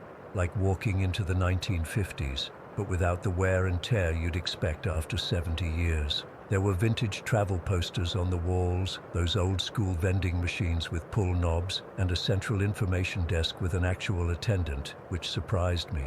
Most rest stops these days are unstaffed, especially at this hour. The attendant was an older man, maybe in his 60s, wearing a crisp grey uniform with a patch that read Rest Area 88 over the breast pocket. He looked up when I entered and smiled in a way that didn't quite reach his eyes. "Good evening, Professor Wright," he said. "We've been expecting you." I froze. I hadn't introduced myself, wasn't wearing anything identifying me as a professor, and had just decided to stop here on a whim. I wondered if maybe I'd met him at the conference, but I couldn't place his face. "I'm sorry," I said. "Have we met?" "No, sir, not formally," he replied, still with that strange smile.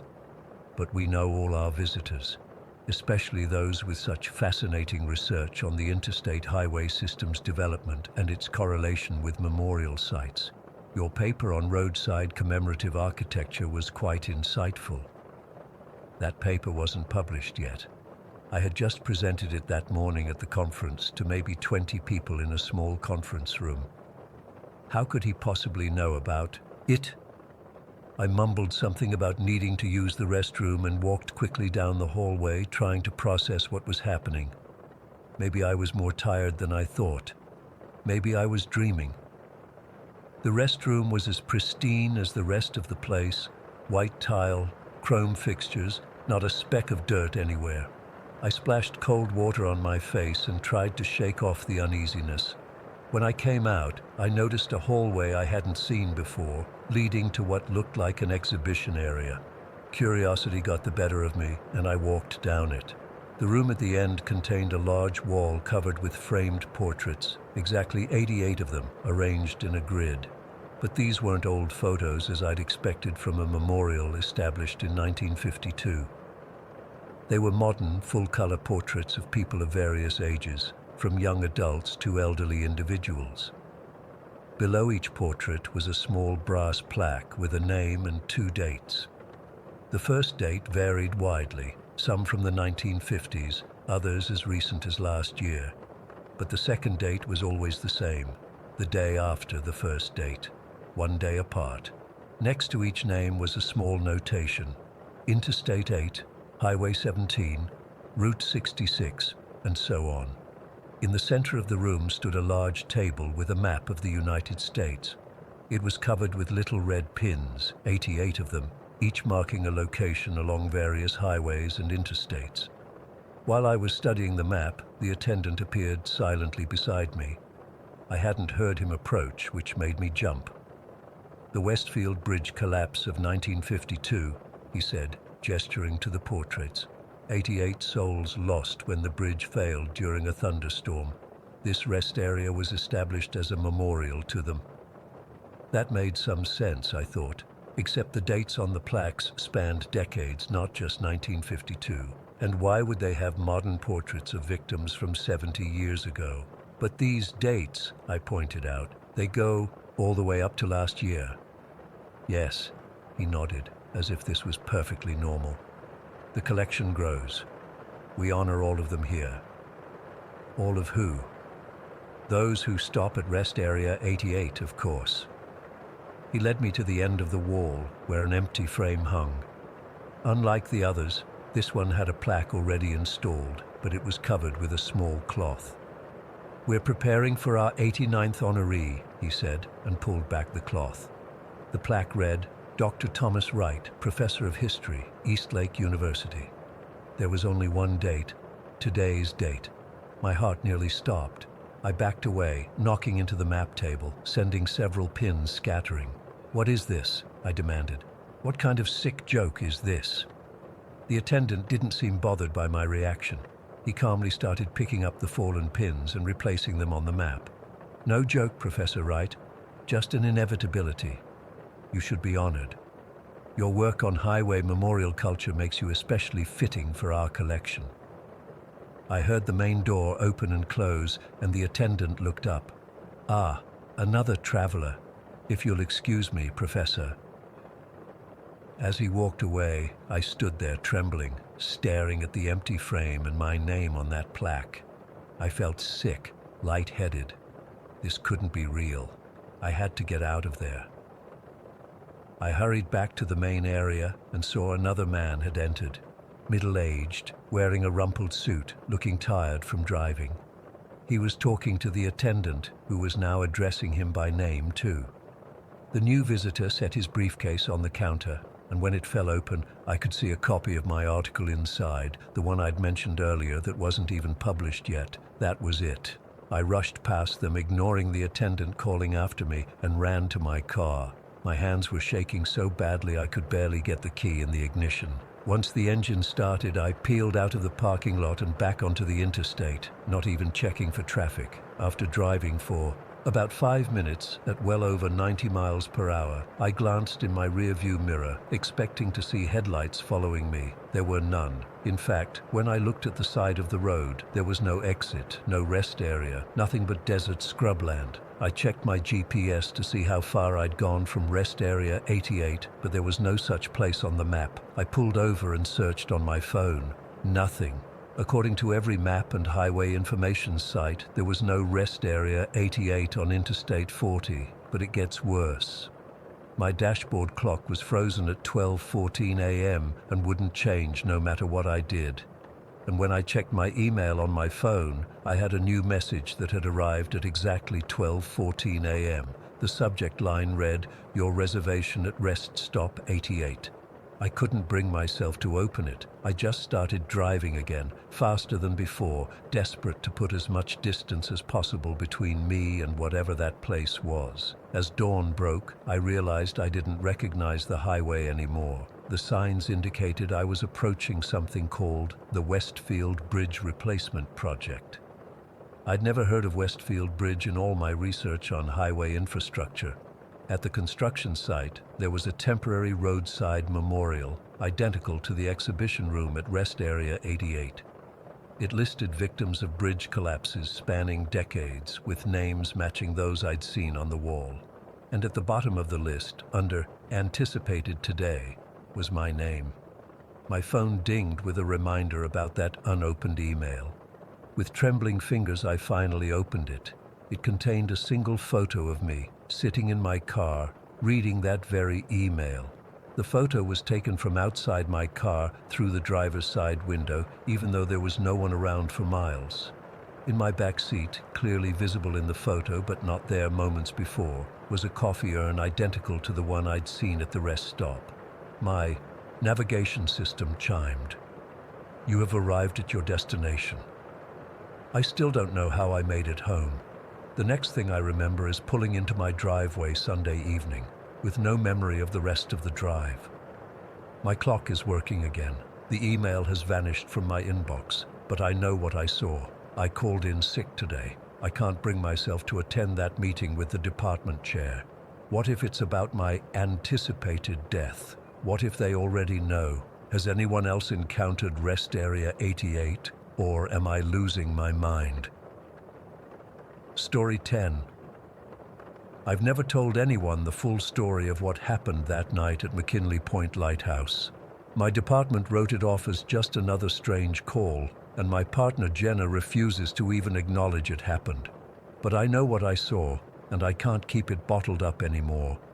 I'm a police officer in a small coastal town in Oregon, been on the force for 11 years now. Most nights are pretty quiet. Drunk tourists, minor shoplifting, noise complaints, the usual small-town stuff. But what happened last October changed everything I thought I knew about this world. It was the 23rd of October, about 2 years ago. One of those nights where the fog rolls in so thick you can barely see 10 feet in front of you. Jenna and I were just wrapping up our shift. It was around 11:30 at night, and we were both ready to clock out. The radio had been quiet for hours. Then the call came in. Dispatch reported a disturbance at McKinley Point Lighthouse. The place had been abandoned since the 90s when they automated the system. No one had maintained it for years. The call mentioned screams and strange lights coming from inside. I remember looking at Jenna and seeing her roll her eyes. "Probably just teenagers messing around," she said. That's what we both thought. The lighthouse was a known spot for kids to break in and drink, or whatever. We figured we'd just chase them off and head home. The drive out to the point took about 20 minutes. The fog got worse the closer we got to the ocean. Our headlights barely cut through it, and the road was slick with that heavy mist that collects on everything near the shore. The lighthouse sits on a rocky outcropping about a half-mile from the main road, and we had to hike the rest of the way in. I remember the sound of the waves crashing below us as we walked. The path was overgrown, and our flashlights cast weird, shifting shadows through the fog. Something felt off from the beginning. The air was heavier than usual, and there was this silence that didn't seem natural. No insects, no birds, nothing except the ocean. When we finally reached the lighthouse, I felt this weight in my chest like someone was watching us. The lighthouse stood against the night sky like a massive shadow, its white paint peeling and gray in the darkness. What struck me immediately was that the door was ajar, not broken, just open, like someone had been invited in. "GCPD, anyone here?" I called out as we approached. No response. Jenna and I exchanged looks before I pushed the door open wider. The hinges creaked. That sound still haunts me sometimes. Inside, it was pitch black and smelled like salt water and decay. Our flashlights revealed dust-covered floors with footprints leading toward the spiral staircase that wound up to the top of the tower. "Hello? Police?" Jenna called out. Her voice echoed up the stairwell, but again, no response. I remember thinking we should wait for backup, but something was pulling me forward. I started up the stairs with Jenna right behind me. The staircase was narrow, the metal steps worn from years of use, and some were actually rusted through in places. We had to be careful where we stepped. As we climbed higher, the temperature dropped noticeably. I could see my breath fogging in front of my face, which made no sense because it wasn't that cold outside. About halfway up, I stopped dead in my tracks. "Did you hear that?" I whispered to Jenna. "Hear what?" she asked, but then her eyes widened as it came again. A faint whisper, like someone calling for help, echoing down from above us. It wasn't clear enough to make out words, just the desperate tone of someone in trouble. We continued up more cautiously, hands on our weapons. When we finally reached the top landing, the door to the lamp room was open. Inside, the massive glass lens that once guided ships safely to shore was shattered, pieces of it scattered across the floor. The room was circular with windows all around, most of them broken, allowing the fog to seep in. But what caught my attention immediately was a lantern sitting in the corner, not a modern flashlight or electric lamp, an old brass ship's lantern with a soft blue-green glow coming from inside it. It looked ancient, the kind you'd see in a maritime museum. "What the hell?" Jenna whispered, moving toward it. That's when the whispering started again, louder this time. It seemed to be coming from everywhere and nowhere at once. I couldn't make out words, just desperate pleading sounds that made the hair on my neck stand up. "GCPD, identify yourself!" I shouted, spinning around with my flashlight, trying to locate the source. The whispering stopped abruptly. The room fell completely silent, except for the distant sound of waves and our own breathing. "Mark, we need to call this in," Jenna said, her voice tight with tension. I could tell she was freaked out, though she'd never admit it. I nodded, but my eyes were drawn back to the lantern. I walked toward it slowly, mesmerized by its glow. It didn't make sense for it to be lit. There was no electricity in the building, and even if there had been, this was clearly an oil lantern. But I couldn't see any oil, any wick, anything that would explain the light. "Don't touch that," Jenna warned, but I couldn't stop myself.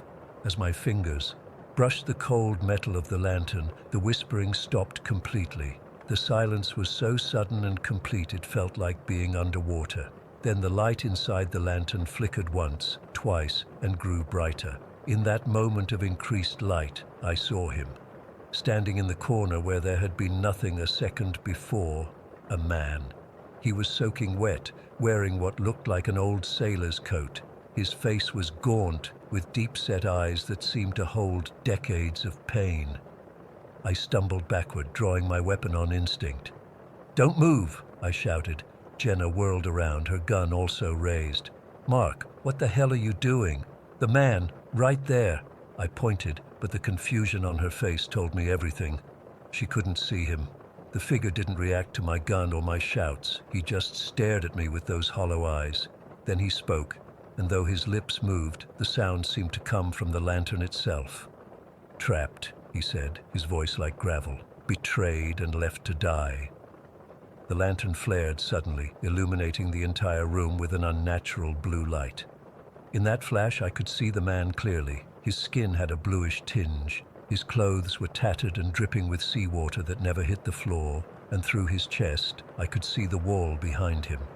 The light dimmed as quickly as it had flared, and the figure was gone. Jenna was pulling at my arm. "Mark, we need to leave. Now." I remember feeling rooted to the spot, unable to process what I'd just seen. The rational part of my brain was scrambling for explanations, a hallucination, a trick of the light, exhaustion from working too many shifts. "Did you see him?" I asked Jenna. "See who?" "Mark, there's nobody here but us. You pointed your weapon at nothing." I looked back at the lantern. It was just a dull brass now, no light coming from it at all. I reached for it again. "Don't," Jenna said sharply. "We're calling this in and getting out of here." As we descended the staircase, I couldn't shake the feeling that we were being followed. Every few steps I'd turn to check behind us, but there was nothing there, just shadows and fog seeping through the broken windows. When we reached the bottom and stepped outside, The fog had somehow grown even thicker. Our flashlights barely made a dent in it. I turned back to look at the lighthouse one last time and froze.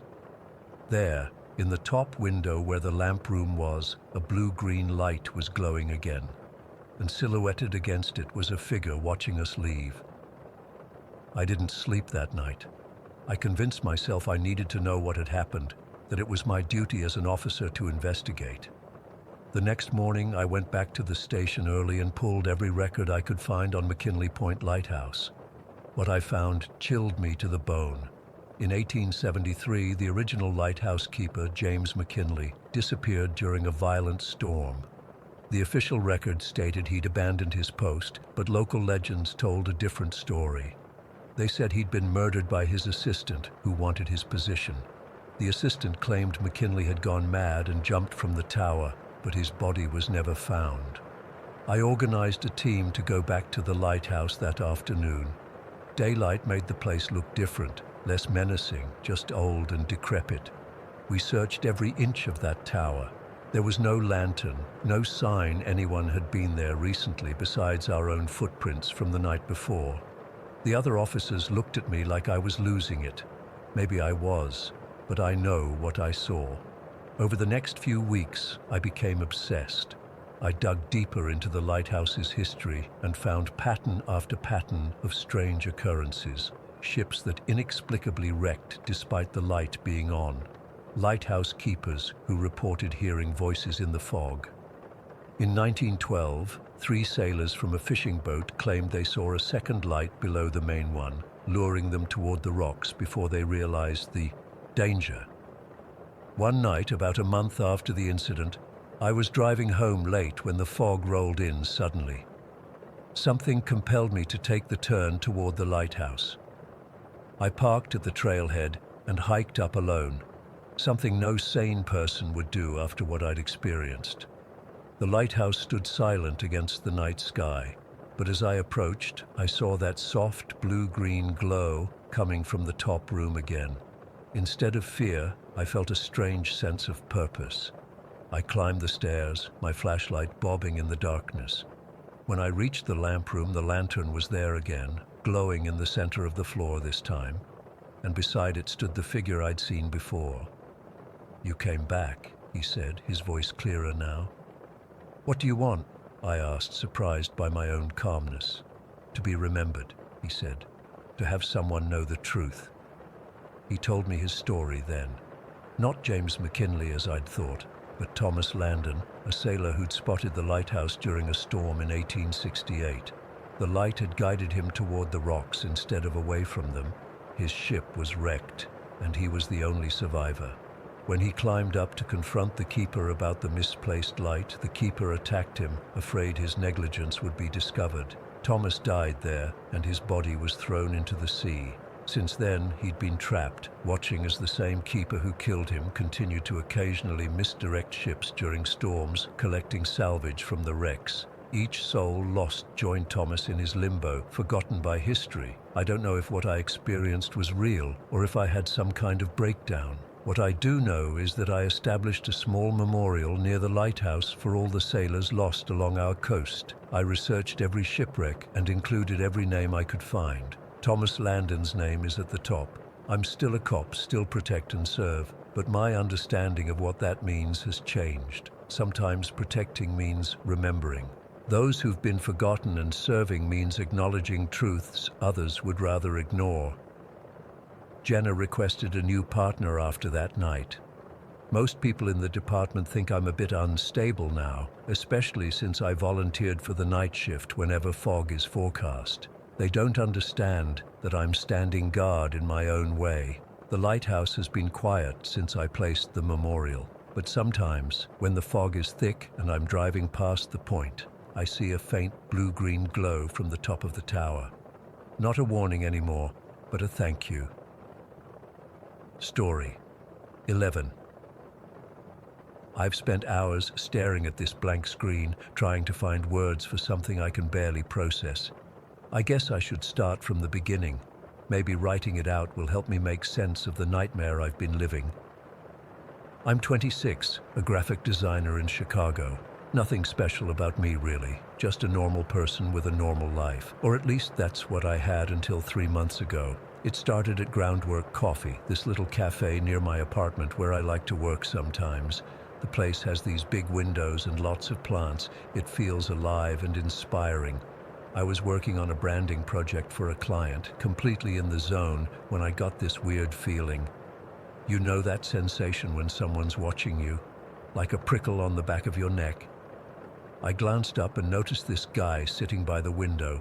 Mid-30s maybe, dark hair, nothing remarkable except for the way he was staring at me. Not glancing, not casual people watching, full-on staring. Our eyes met for a second and he didn't look away or seem embarrassed. He just smiled. Something about that smile made my stomach turn. I tried to shake it off. Living in a city, you get used to weird encounters. I packed up early anyway and headed home, telling myself I was being paranoid. 2 days later, I was at the park near my apartment, sketching during lunch. I looked up and saw him again, sitting on a bench maybe 50 feet away. Same intense stare, same unsettling smile. My heart started racing. Once is coincidence, twice is... What? I got up and left immediately, checking over my shoulder the whole way home. I called my friend Megan that night and told her about it. She laughed and said, "Maybe you have a secret admirer. Is he cute at least?" I couldn't make her understand how unnerving it felt. "It's probably nothing," she said. "Chicago's a big city, but people end up in the same places sometimes." Maybe she was right. Maybe I was overreacting. But then he showed up at my gym. I was on the treadmill when I spotted him in the mirror, using a machine behind me but not really working out. Just watching. I nearly fell off the treadmill. I grabbed my stuff from my locker and left without showering. The gym attendant asked if everything was okay, and I mumbled something about not feeling well. That night, I couldn't sleep. I kept getting up to check my door was locked, peering through my blinds at the street below. I felt ridiculous, but I couldn't shake the dread settling in my chest. I stopped going to my usual places. No more Groundwork Coffee, no more park lunches. I even switched gyms. For a week, I thought maybe that had fixed it, that whoever he was, he'd lost interest. Then came that Thursday night. I was working late at home, my desk lamp the only light in my apartment. The rest of the building was quiet. Around 11, I got up to make tea and walked past my living room window. The blinds were partly open, and I swear I saw a shadow move across the street. Someone standing under a tree, looking up at my third-floor apartment. I froze, then quickly shut the blinds. My hands were shaking so badly I spilled hot water on the counter. That's when my phone buzzed with a text from a number I didn't recognize. "I see you. You're so beautiful." I dropped my phone like it had burned me. How did he get my number? Was it even the same guy? My mind raced through possibilities, each worse than the last. I didn't sleep that night. I sat in my bathroom with the door locked, jumping at every sound. The next morning, I went straight to the police. The officer who took my report was kind, but not particularly concerned. "Unfortunately, miss, there's not much we can do at this stage. Has this person threatened you directly? Attempted to contact you at home?" I showed him the text, but he explained that without knowing who sent it or having other evidence, their options were limited. "Document everything," he advised. "Times, places, any contact. If it escalates, come back immediately." I felt so alone walking out of that station, like I was carrying this invisible weight that nobody else could see. Over the next week, I received 3 more texts. "Why are you ignoring me? I miss seeing your face. We belong together." Each one made me feel more trapped, more violated. I changed my phone number, but somehow he found that too. The new texts started just 2 days later. I became obsessive about security. I installed a doorbell camera and 2 security cameras inside my apartment. I added extra deadbolts to my door. I started working almost exclusively from home, ordering groceries for delivery, making excuses to cancel plans with friends. My boss noticed something was wrong when I kept refusing to come to client meetings. "Are you having personal problems?" she asked during a video call, looking concerned. I couldn't bring myself to explain. It sounded so crazy, so melodramatic. I just said I wasn't feeling well. The breaking point came exactly 3 weeks after that first sighting at the coffee shop. I returned home from a rare trip outside. I had to meet a client in person to find something that made my blood run cold. A folded piece of paper had been slipped under my door. With trembling hands, I opened it. "I know you're scared, but you can't hide from me. I'll always be watching." He had been in my building, right outside my door. I ran to my neighbor's apartment and pounded on the door. Mrs. Alvarez, a retired teacher who'd lived there for decades, took one look at my face and pulled me inside. I showed her the note, barely able to speak through my panic. "You call the police right now," she said firmly, "and you're staying with me tonight." This time, the police took me seriously. They reviewed my doorbell camera footage and found a hooded figure approaching my door around 2 in the afternoon, though the angle didn't capture a clear view of his face. They increased patrols in my neighborhood and took the note for evidence. But I still didn't feel safe. How could I? Whoever this person was, they knew where I lived, had my phone number, and seemed to know my schedule. My life had shrunk to Mrs. Alvarez's couch and my own apartment. I took a leave of absence from work. My friends stopped calling after I cancelled plans for the 5th time. I became a ghost in my own life. One night, unable to sleep and scrolling mindlessly through social media, I had an idea. What if he was watching me online too?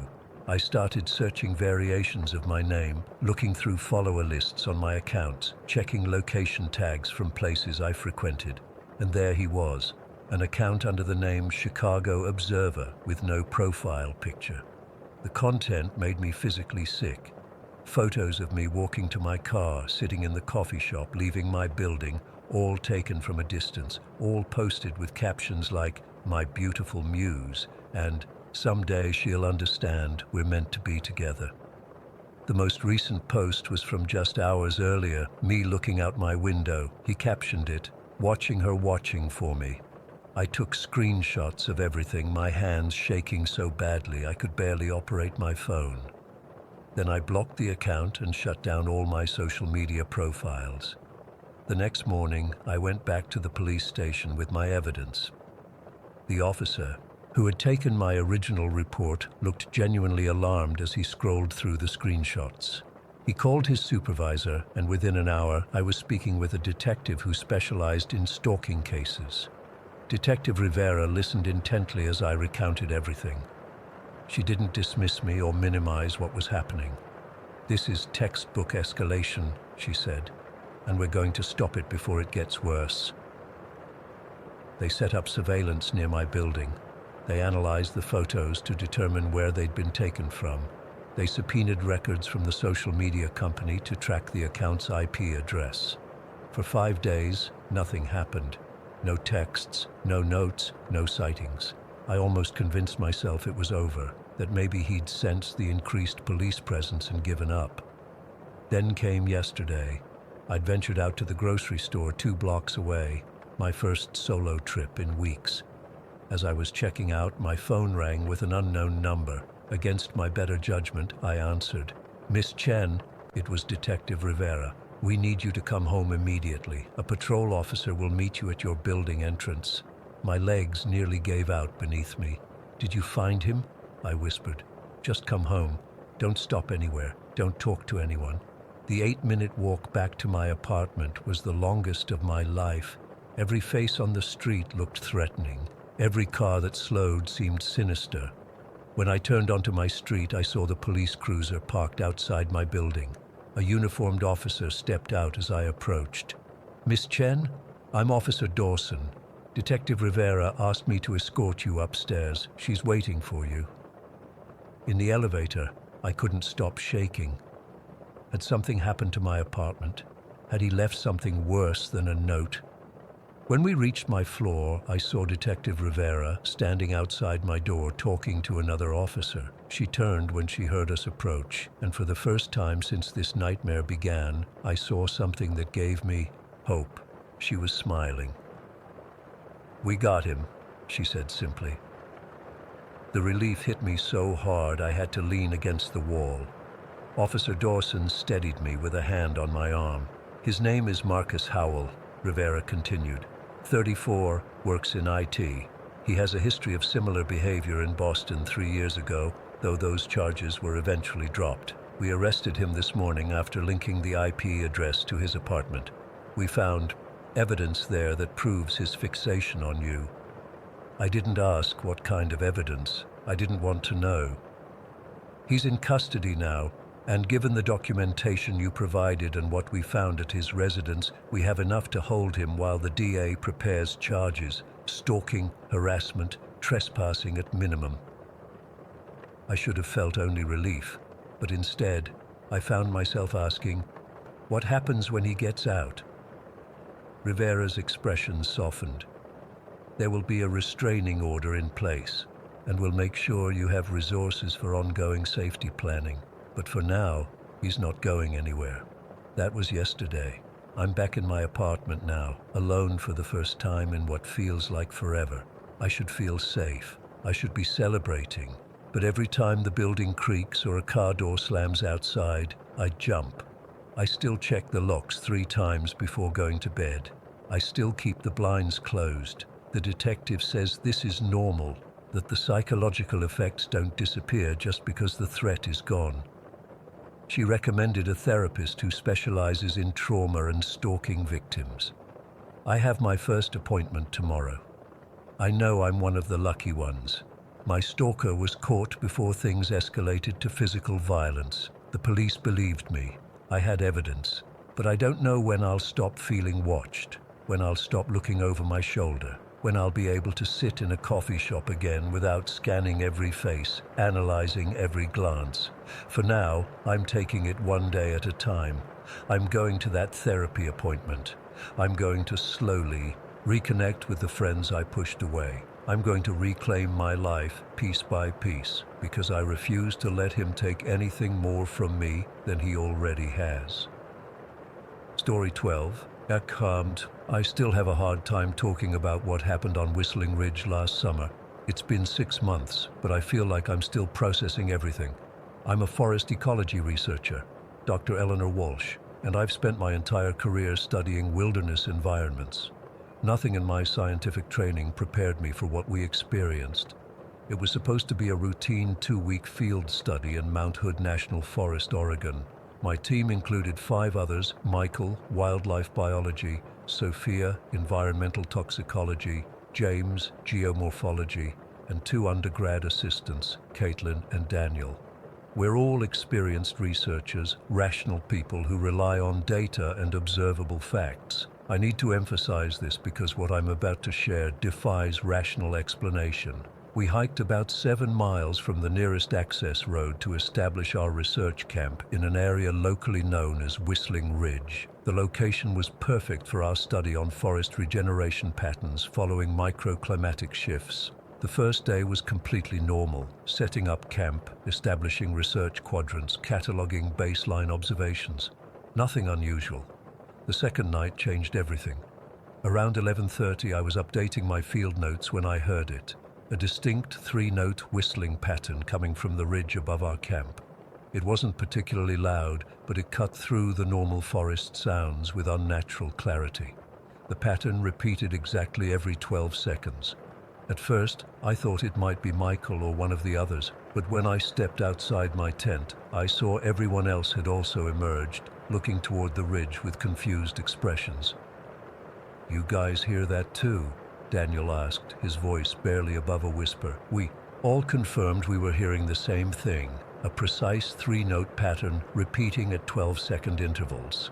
It continued for exactly 20 minutes before stopping abruptly mid-sequence. We debated what it could be, some kind of bird, maybe wind through rock formations, but none of the explanations felt right. Michael, our wildlife expert, couldn't identify any local species that would make such a rhythmic, consistent sound. "Let's document it if it happens again tomorrow," Sophia suggested, and we all agreed. The next night, at exactly 11:30, the whistling started again. Same pattern, same 12-second interval, same direction. Except there was virtually no wind that night, completely different conditions from the previous evening. We recorded it on multiple devices and took careful notes about duration and direction. Again, it lasted exactly 20 minutes before stopping mid-pattern. After it stopped, we sat around the campfire discussing possible explanations. James suggested setting up additional recording equipment at various points around our camp to triangulate the source if it happened again. The third night is when things got truly unsettling. We had our equipment ready, positioned in a perimeter around camp. At precisely 11:30, the whistling began again, but this time it was different. Instead of staying in one location, the sound began to move, circling our camp in a perfect pattern. It completed exactly 7 rotations before stopping. We could all track it with our eyes as it moved, yet when we later analyzed the recordings, the volume remained constant regardless of distance, physically impossible according to basic acoustic principles. "This doesn't make sense," Sophia kept saying as we reviewed the data. "Sound doesn't behave this way." The fourth morning, Caitlin and Daniel were collecting soil samples about a quarter-mile from camp when they called me on the radio, their voices tense. When I reached them, they were standing over a perfectly arranged spiral of rounded river stones, 27 of them in total. At the center was a small pile containing layered bone fragments, feathers, and what appeared to be specific plant parts arranged with deliberate precision. "These stones aren't from here," Caitlin said, kneeling beside the formation. "They're river rocks, smooth, rounded. There's no water source nearby that could produce these." James confirmed this when he joined us. The geology was all wrong. These stones had been brought here from somewhere else. We photographed everything extensively, collected samples from the center pile, and marked the GPS coordinates. That afternoon, while reviewing the day's photographs back at camp, Michael suddenly went pale. He called us over to his laptop. "Look at this," he said, pointing to the background of an image of a forest clearing we'd been studying. "And now look at this one." He pulled up another photo taken about half a mile away. In both images, barely visible among the trees, was the same indistinct bipedal figure. It was tall and thin with strangely elongated proportions. We checked more photos and found it in several others, always partially obscured, always watching from a distance. "Could be a person," James suggested, but his voice lacked conviction. "Maybe a hiker?" In 7 different locations, always perfectly positioned just at the edge of the frame, Michael countered. "And look at the proportions. That's not normal human anatomy." We were all on edge that night as 11:30 approached. When the whistling began, it incorporated new elements that sounded almost linguistic, patterns within patterns, a complexity that felt intentional, communicative. Yet when we checked our recording equipment in real time, these new elements weren't being captured. We could all hear them clearly, but the devices only picked up the original 3-note sequence. At exactly midnight, every battery-powered device we had simultaneously died. Flashlights, phones, laptops, cameras, complete power failure across all devices from different manufacturers with different battery types. In the sudden darkness we saw them, patterns of light moving through the trees around us. Not random fireflies or bioluminescent fungi, but coordinated movements like signals or writing in the air. "This isn't possible," I remember whispering, feeling a cold dread spread through my body. The lights continued for about 5 minutes before fading. We huddled together in the dark, too afraid to separate, until dawn finally broke. In the morning, all our equipment had mysteriously returned to normal function. Batteries showed full charge, but when we checked the recorded data, we found something even more disturbing. The timestamps showed our devices had continued operating during the hours when we knew with absolute certainty they had been powered down. They had recorded data during that time, but the data made no sense. Audio files contained frequencies beyond normal range. Image files showed color spectrums outside visible light. We were all shaken, debating whether to abort the expedition, when Sophia and James returned from collecting water samples with something that removed any doubt that we needed to leave. They'd found a field journal, partially submerged in a stream about a mile from camp. The journal was identical to mine, same brand, same wear patterns on the cover. Inside was my handwriting, my notation style, my specific abbreviations. The first half contained exact copies of the notes I'd already written over the past few days. But the journal continued with entries dated up to 2 weeks in the future, describing research activities we hadn't yet performed and detailing exactly how we would terminate our expedition. The final entry described our decision to leave immediately following the discovery of the journal itself. "This is your handwriting," Sophia said, her voice shaking as she handed me the journal. "I've seen your notes every day for years. This is you." I felt physically ill as I read through entries I had no memory of writing, describing events that hadn't happened yet. The most disturbing part was how mundane some of the notes were. Specific measurements, ordinary observations about soil composition or canopy coverage, interspersed with increasingly frantic personal notes about temporal anomalies and non-linear perception. We packed up immediately, all of us working in near silence. As we finished loading our gear, Daniel called out in alarm. In the center of what had been our camp, the stone spiral formation had been meticulously reconstructed, but this time incorporating our personal items. My spare glasses, Michael's favorite pen, a page from Sophia's personal journal, things that had been packed away in our tents. We grabbed what we could and started hiking out. I noticed that our conversations on the trail began to match, word for word, some of the dialogue recorded in the future journal entries.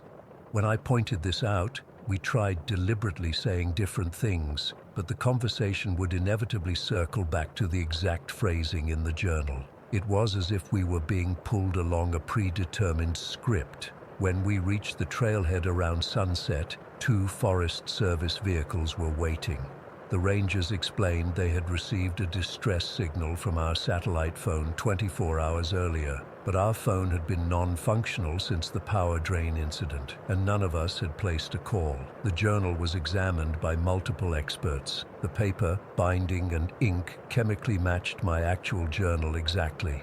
Handwriting analysis verified the entries as consistent with my writing patterns.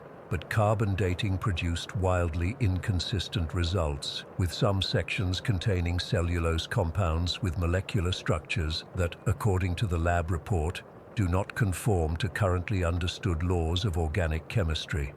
I've heard that Mount Hood National Forest has now designated Whistling Ridge as a restricted research area. Local guides apparently have long avoided that section of forest after dark. We've all experienced lingering effects. Electronics malfunction around us more frequently. All 6 of us report the same recurring dream of standing in a forest clearing while a 3-note whistle repeats in the distance. Sometimes I find notes in my own handwriting that I have no memory of writing. The strangest thing happened just last week. I received an envelope with no return address containing a single river stone, identical to those in the spiral formation. With it was a small piece of paper with just 3 words in my handwriting, "Not yet finished." I don't know what happened on Whistling Ridge. I don't know what's still happening, but I know what I experienced was real, and I know it isn't over. Story 13. I'm not the type to believe in the supernatural, not usually anyway. I'm a pretty rational person, always have been. But what happened to me last month has me questioning everything I thought I knew about reality. I've been replaying it over and over in my head, trying to make sense of it all. I need to get this out, even if no one believes me. I work the night shift at Sandstone Junction truck stop, this little outpost off US Route 95 in the middle of nowhere, Nevada. It's about as isolated as it gets, nothing but desert for miles in every direction. Most nights, I'll see maybe a dozen people between 10 at night and 6 in the morning. Truckers mostly, a few travelers. Sometimes hours go by without seeing another soul. On March 17th, I was working alone. My co-worker Tim had called in sick, so it was just me manning the register, keeping the coffee fresh, and making sure the place didn't burn down. It was around 2 in the morning when it happened. The night had been dead quiet. I'd only had 2 customers since midnight, both truckers who grabbed coffee and kept moving. I was behind the counter scrolling through my phone when the CB radio we keep for truckers crackled to life. We don't get many calls on it these days. Most drivers use cell phones now, but we keep it running for emergencies since cell service out here is spotty at best. "Hello, is anyone there? Please, we need help." It was a woman's voice, shaky and urgent. I picked up the handset. "This is Sandstone Junction. What's your situation?" "Oh, thank God," she said, relief flooding her voice. "My name is Eleanor. Our car broke down about 2 miles east of your location. Black SUV. We're a family of 4. My husband tried to fix it, but something's wrong with the engine. And," she paused, her voice dropping, "there's something strange out here, outside our vehicle." "Strange how?" I asked, already reaching for the phone to call Highway Patrol. "Lights in the sky. They've been following us for miles. And now there's, I don't know, shapes moving around in the darkness. We're scared." "Sit tight," I told her. "I'm calling Highway Patrol right now. Stay in your vehicle with the doors locked." I called the Highway Patrol and explained the situation. The dispatcher said they'd send someone out, but it would take about 40 minutes given our location. I got back on the radio to update Eleanor. "Highway Patrol is on the way, but it'll be a while. Are you guys okay? Do you have water, supplies?"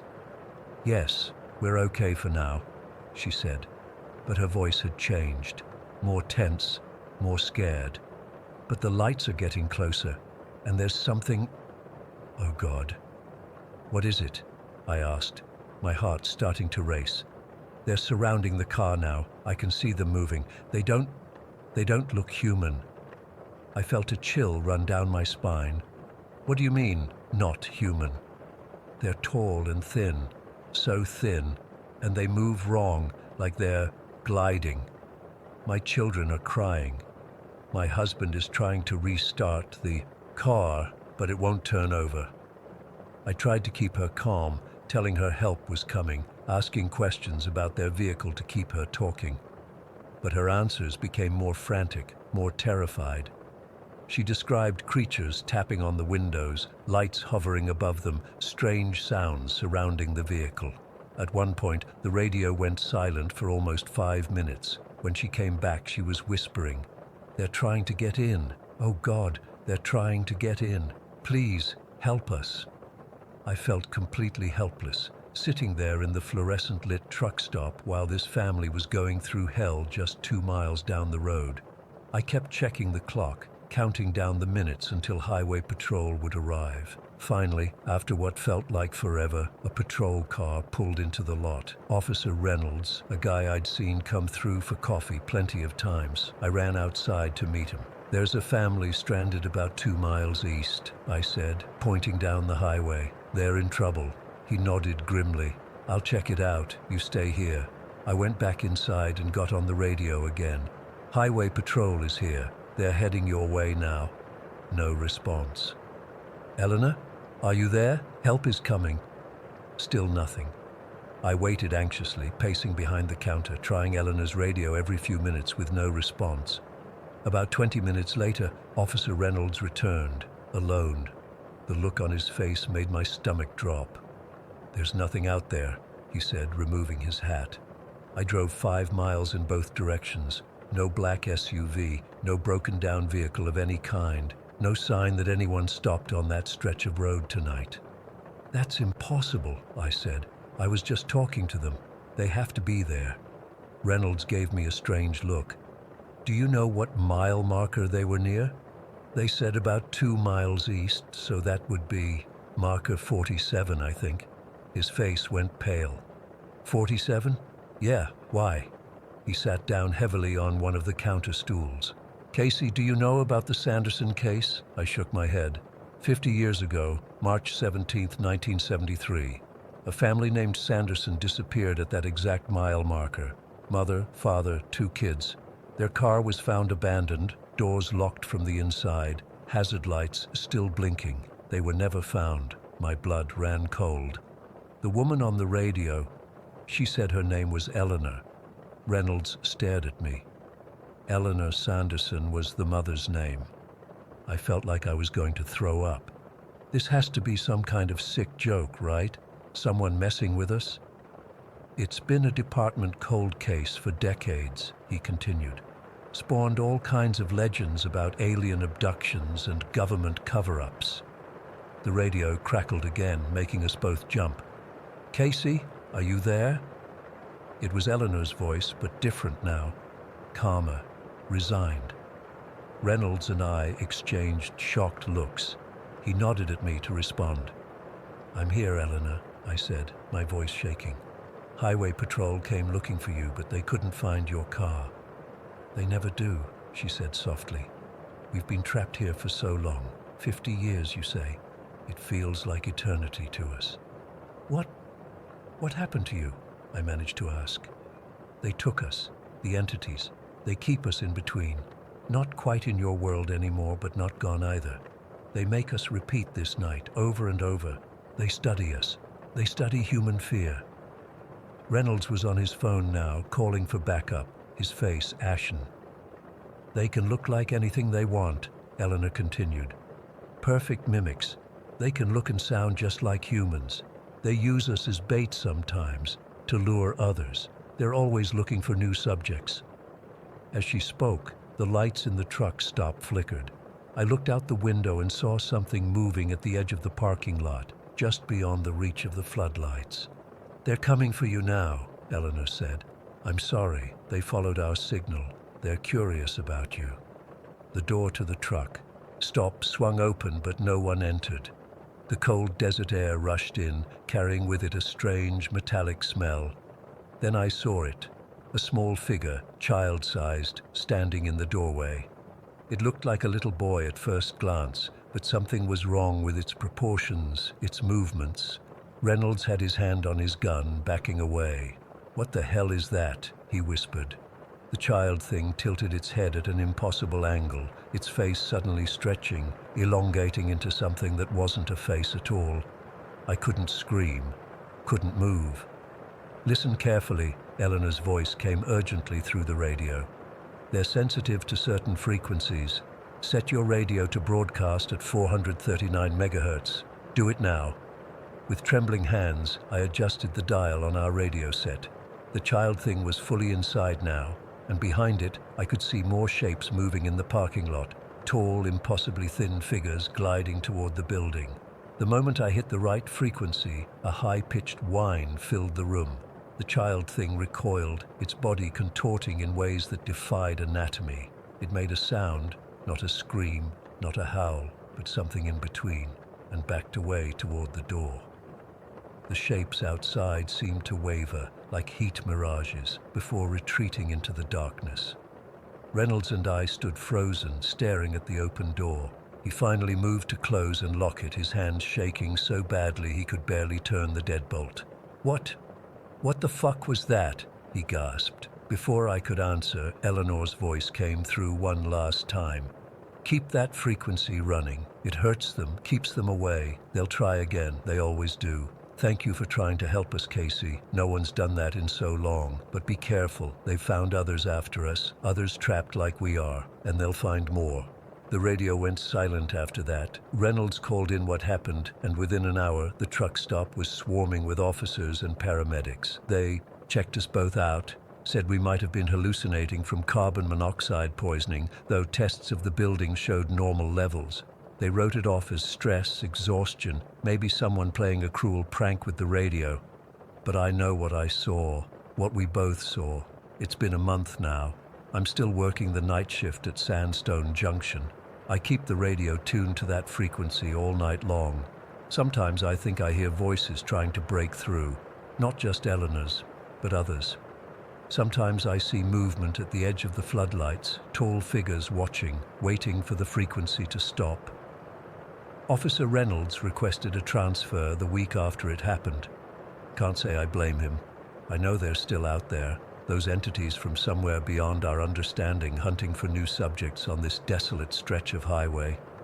And I know the Sandersons are still trapped, forced to relive their terror night after night as bait for new victims. Sometimes, on particularly quiet nights, I wonder if one day I'll find myself like them, caught in between, neither here nor gone, a voice on the radio warning others of what lurks in the dark.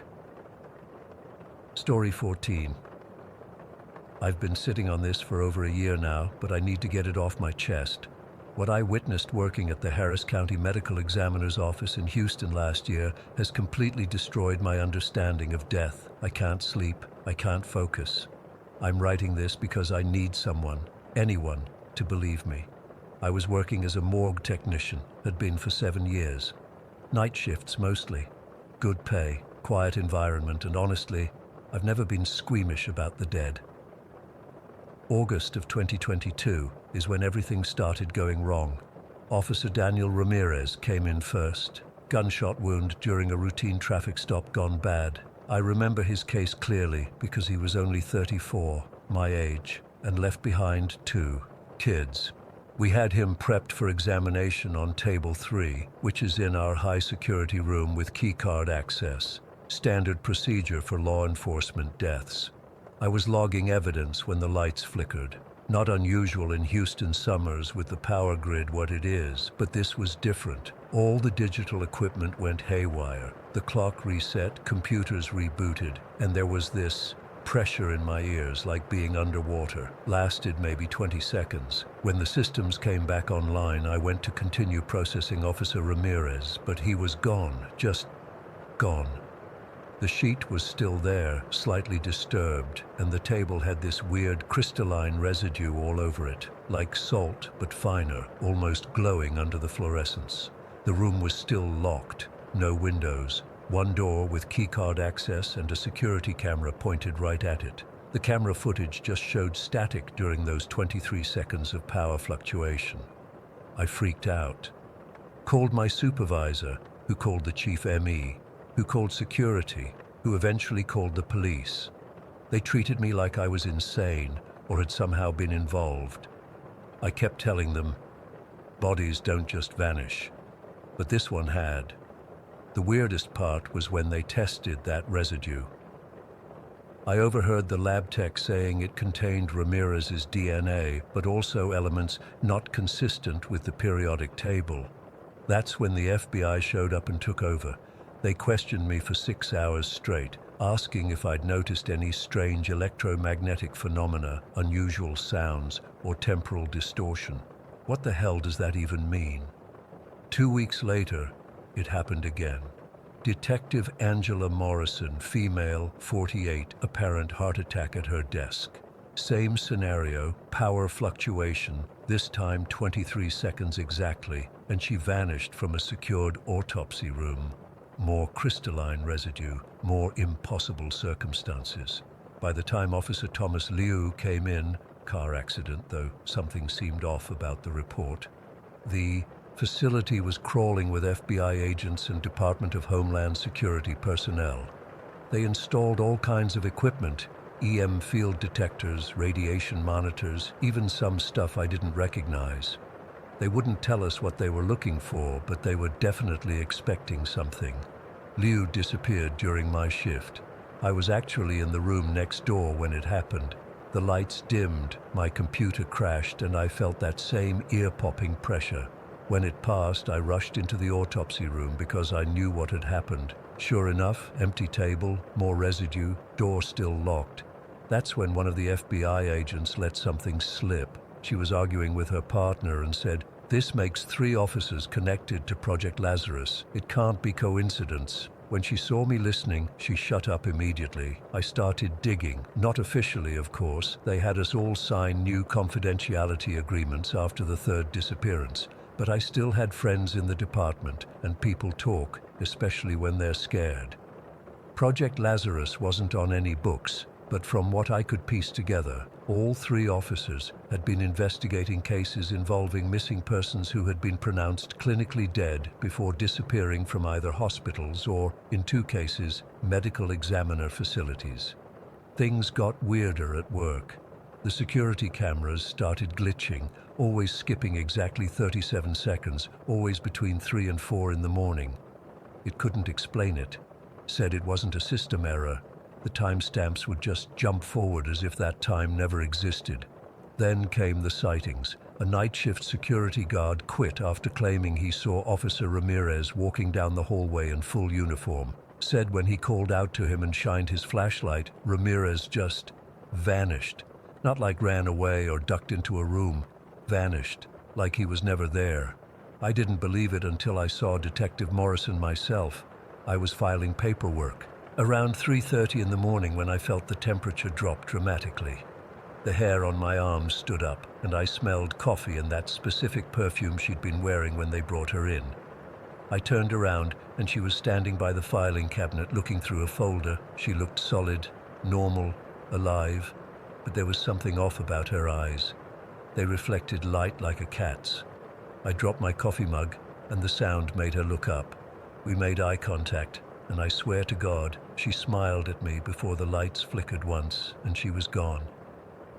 The next day, one of the detectives working the case came in looking like he'd seen a ghost. He showed me his phone, a text from Thomas Liu's number that just read, "The boundary is thinner than we thought. They're coming back through, all of them." The phone company confirmed the text came from Liu's device, which had been logged into evidence after his death. People were finding completed paperwork in the three officers' handwriting, reports being filed in the system under their badge numbers. One night, the dispatch radio started broadcasting static interspersed with Liu's voice, repeating the same coordinates over and over. I started wearing a small voice recorder everywhere I went after my encounter with Morrison. On September 13th, I caught something when I was alone in the break room. Listening back between the sounds of the vending machine and me making coffee, there's a whisper that doesn't belong to me. The boundary falls at 3:15 tomorrow. September 14th, 3:15 a.m. Every piece of electronic equipment in the building went dead simultaneously. The backup generators failed to kick in. That underwater pressure feeling was back, but 100 times worse. My nose started bleeding, and I could taste metal. It lasted exactly 3 minutes and 7 seconds according to my analog watch, which was the only timepiece that kept working. When the power returned, all three bodies were back on their respective tables, exactly where they had disappeared from weeks earlier. But they weren't decomposed at all. They looked preserved, pristine, like they'd just been placed there. I was there when the ME examined Ramirez. I wish I hadn't been. When she opened his chest cavity instead of normal human organs, there were structures made entirely of that same crystalline substance. They pulsed with faint blue light and were connected by what looked like fiber optic filaments instead of blood vessels. His brain showed neural activity, a dead man with an active brain and crystalline organs. The other two bodies were the same. The government swept in hard after that. DHS classified everything. They transferred the bodies to some facility I'm not cleared to know about, made us all sign more paperwork, threatened us with national security charges if we talked. But the thing is, it didn't stop. Officers at the precinct still report seeing their dead colleagues, especially between 3 and 4 a.m. Last month, a rookie found Liu sitting at his old desk, typing a report. When questioned, Liu allegedly said, "We're just catching up on overdue work. Time moves differently where we went." A week ago, I was working late when all three of my recorders, yes, I keep multiple now, caught the same whisper. The boundary is breaking. More are coming through. Yesterday, I found a case file on my desk that wasn't there when I locked up. It detailed 17 new cases across Houston of recently deceased individuals disappearing from morgues, funeral homes, and hospitals, all within the last month, all during power fluctuations, all leaving behind that same residue. There was a note paperclipped to it in handwriting I recognized as Detective Morrison's. They found a way to preserve consciousness after death, but they didn't consider what else might be preserved along with it, or what might follow us back. I don't know what to do with this information. I don't know what's happening or why, but I know that whatever barrier exists between life and death, is becoming dangerously thin in Houston, and it started with Project Lazarus. The living dead are walking among us, and they're trying to warn us about something worse that's coming through. Story 15. I've been sitting on this experience for 6 years now, and I still get goosebumps thinking about it. I've tried therapy, meditation, even a few too many drinks on bad nights, but nothing seems to erase what happened on that trail in 2017. I used to be an avid hiker. Used to. My gear still sits in the closet collecting dust. Expensive equipment I can't bring myself to use or sell. My friends Jake, Sarah, and Tom were the same way. We'd known each other since college and made it a point to tackle a challenging trail at least once a month. We weren't amateurs. We had emergency supplies, satellite phones, the works. That April, Jake came across an online forum discussing a remote trail in the Sierra Nevada mountains called Devil's Hollow. It wasn't on official maps, but apparently accessed through a fork off a popular trail about 7 miles in. The forum described incredible views, hidden waterfalls, and old-growth forests untouched by tourism. There were also warnings, posts about hikers who'd ventured there and either returned deeply disturbed or didn't return at all. We laughed it off as typical internet creepypasta, you know, those stories people make up to scare each other online. Tom even joked that we should bring an Ouija board. God, I wish we'd taken those warnings seriously. We set out early on a Saturday morning, parking at the main trailhead around 7. The weather was perfect, mid-60s, clear sky, light breeze. The first several miles were exactly what you'd expect from the Sierras. Stunning vistas, wildflowers beginning to bloom, even a couple of deer watching us from a distance. We found the unmarked fork around noon, just as the forum had described, a barely visible path veering right where a massive boulder split the main trail. There was no signage, just a subtle opening in the underbrush that you'd miss if you weren't looking for it. "You sure this is it?" Sarah asked, always the cautious one. She was studying the trail map on her phone, frowning. "This isn't showing up on any of the apps." "That's what makes it an adventure," Jake replied, already heading down the fork. The change was gradual at first. The trail narrowed, becoming less maintained. The forest grew denser, the trees taller and older. After about an hour, I noticed the bird sounds had faded. That's when the whispers started. It was so faint at first I thought it was just the wind rustling through the leaves, a soft, indistinct murmuring that seemed to follow us. I kept turning around, certain someone was behind us. "You guys hear that?" I finally asked. "Hear what?" Tom replied, adjusting his pack. "Like whispering, someone talking." Jake laughed. "Dude, it's just the wind, or maybe a stream nearby." I nodded, but I knew it wasn't either of those things. Wind doesn't say help us or turn back. Wind doesn't sound like a dozen voices speaking just below audible range. The trail became more overgrown as we continued. We had to check our GPS repeatedly to make sure we were still on some kind of path. Around 3 in the afternoon, we stumbled into a clearing we hadn't expected, and there it was, a cabin. It looked ancient. The wood was gray and weathered, the roof partially collapsed on one side. A single dirty window faced us, and a crooked chimney rose from the center. The clearing around it was unnaturally perfect, a circle of flat, grassy ground with nothing growing in it except pale mushrooms arranged in a near-perfect ring around the cabin. "Holy shit," Jake whispered. "This isn't on any map." "Maybe it's an old ranger station," Tom suggested, though none of us believed that. Sarah grabbed my arm. "I don't like this. That thing looks like it'll collapse any second." I didn't like it either, but curiosity overrode my instincts. "Let's just check it out quickly. Could be a cool photo op." As we approached, the whispers intensified. I was certain the others could hear them now, but no one mentioned it. Maybe they were trying to be brave, or maybe I was losing my mind. The air felt heavy, like right before a thunderstorm, but the sky remained clear. The door hung crookedly on rusted hinges. Jake pushed it open with a creak that made my skin crawl. The smell hit us immediately, musty, damp, with an underlying sweetness that reminded me of rotting fruit. Despite the broken roof, Very little light penetrated the interior. Tom clicked on his flashlight. Just a quick look. The cabin was a single room with broken furniture scattered about, a table on its side, a chair with 3 legs, a metal-framed bed with no mattress. Dust covered everything, but there were clear footprints on the floor that didn't look old at all. "Someone's been here recently," I said, pointing at the tracks. "Probably other hikers," Jake replied, but his voice had lost its confidence. Sarah moved toward a small shelf on the far wall.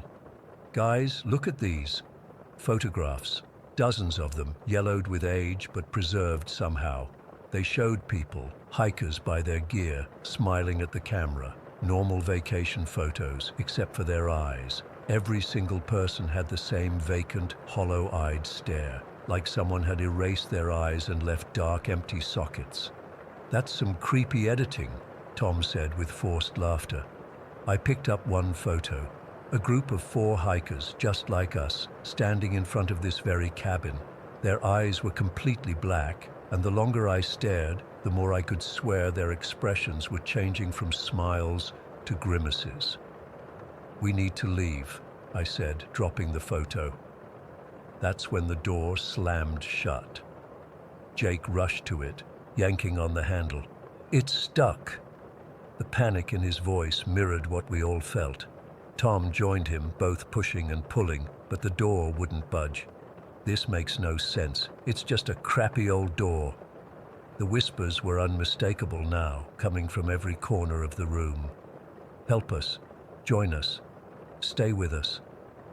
Different voices, different tones, all blending together into a desperate chorus. Sarah screamed, pointing at the only window. A face was pressed against it, pale with hollow black eyes before vanishing instantly. "The photos," she gasped. "It was one of them from the photos." We were all hyperventilating now. Tom and Jake were still fighting with the door. I stumbled backward, tripping over the broken chair, and landed hard on the floor. A floorboard cracked beneath me, and I felt the wood give way. "There's something under here," I called out, my voice shaking. We cleared away the broken board to reveal a narrow passage beneath the cabin floor. A ladder descended into darkness. "No way," Sarah said. "We are not going down there." A loud, cracking sound came from the roof, and we looked up to see it bending inward, as if something heavy was walking on it.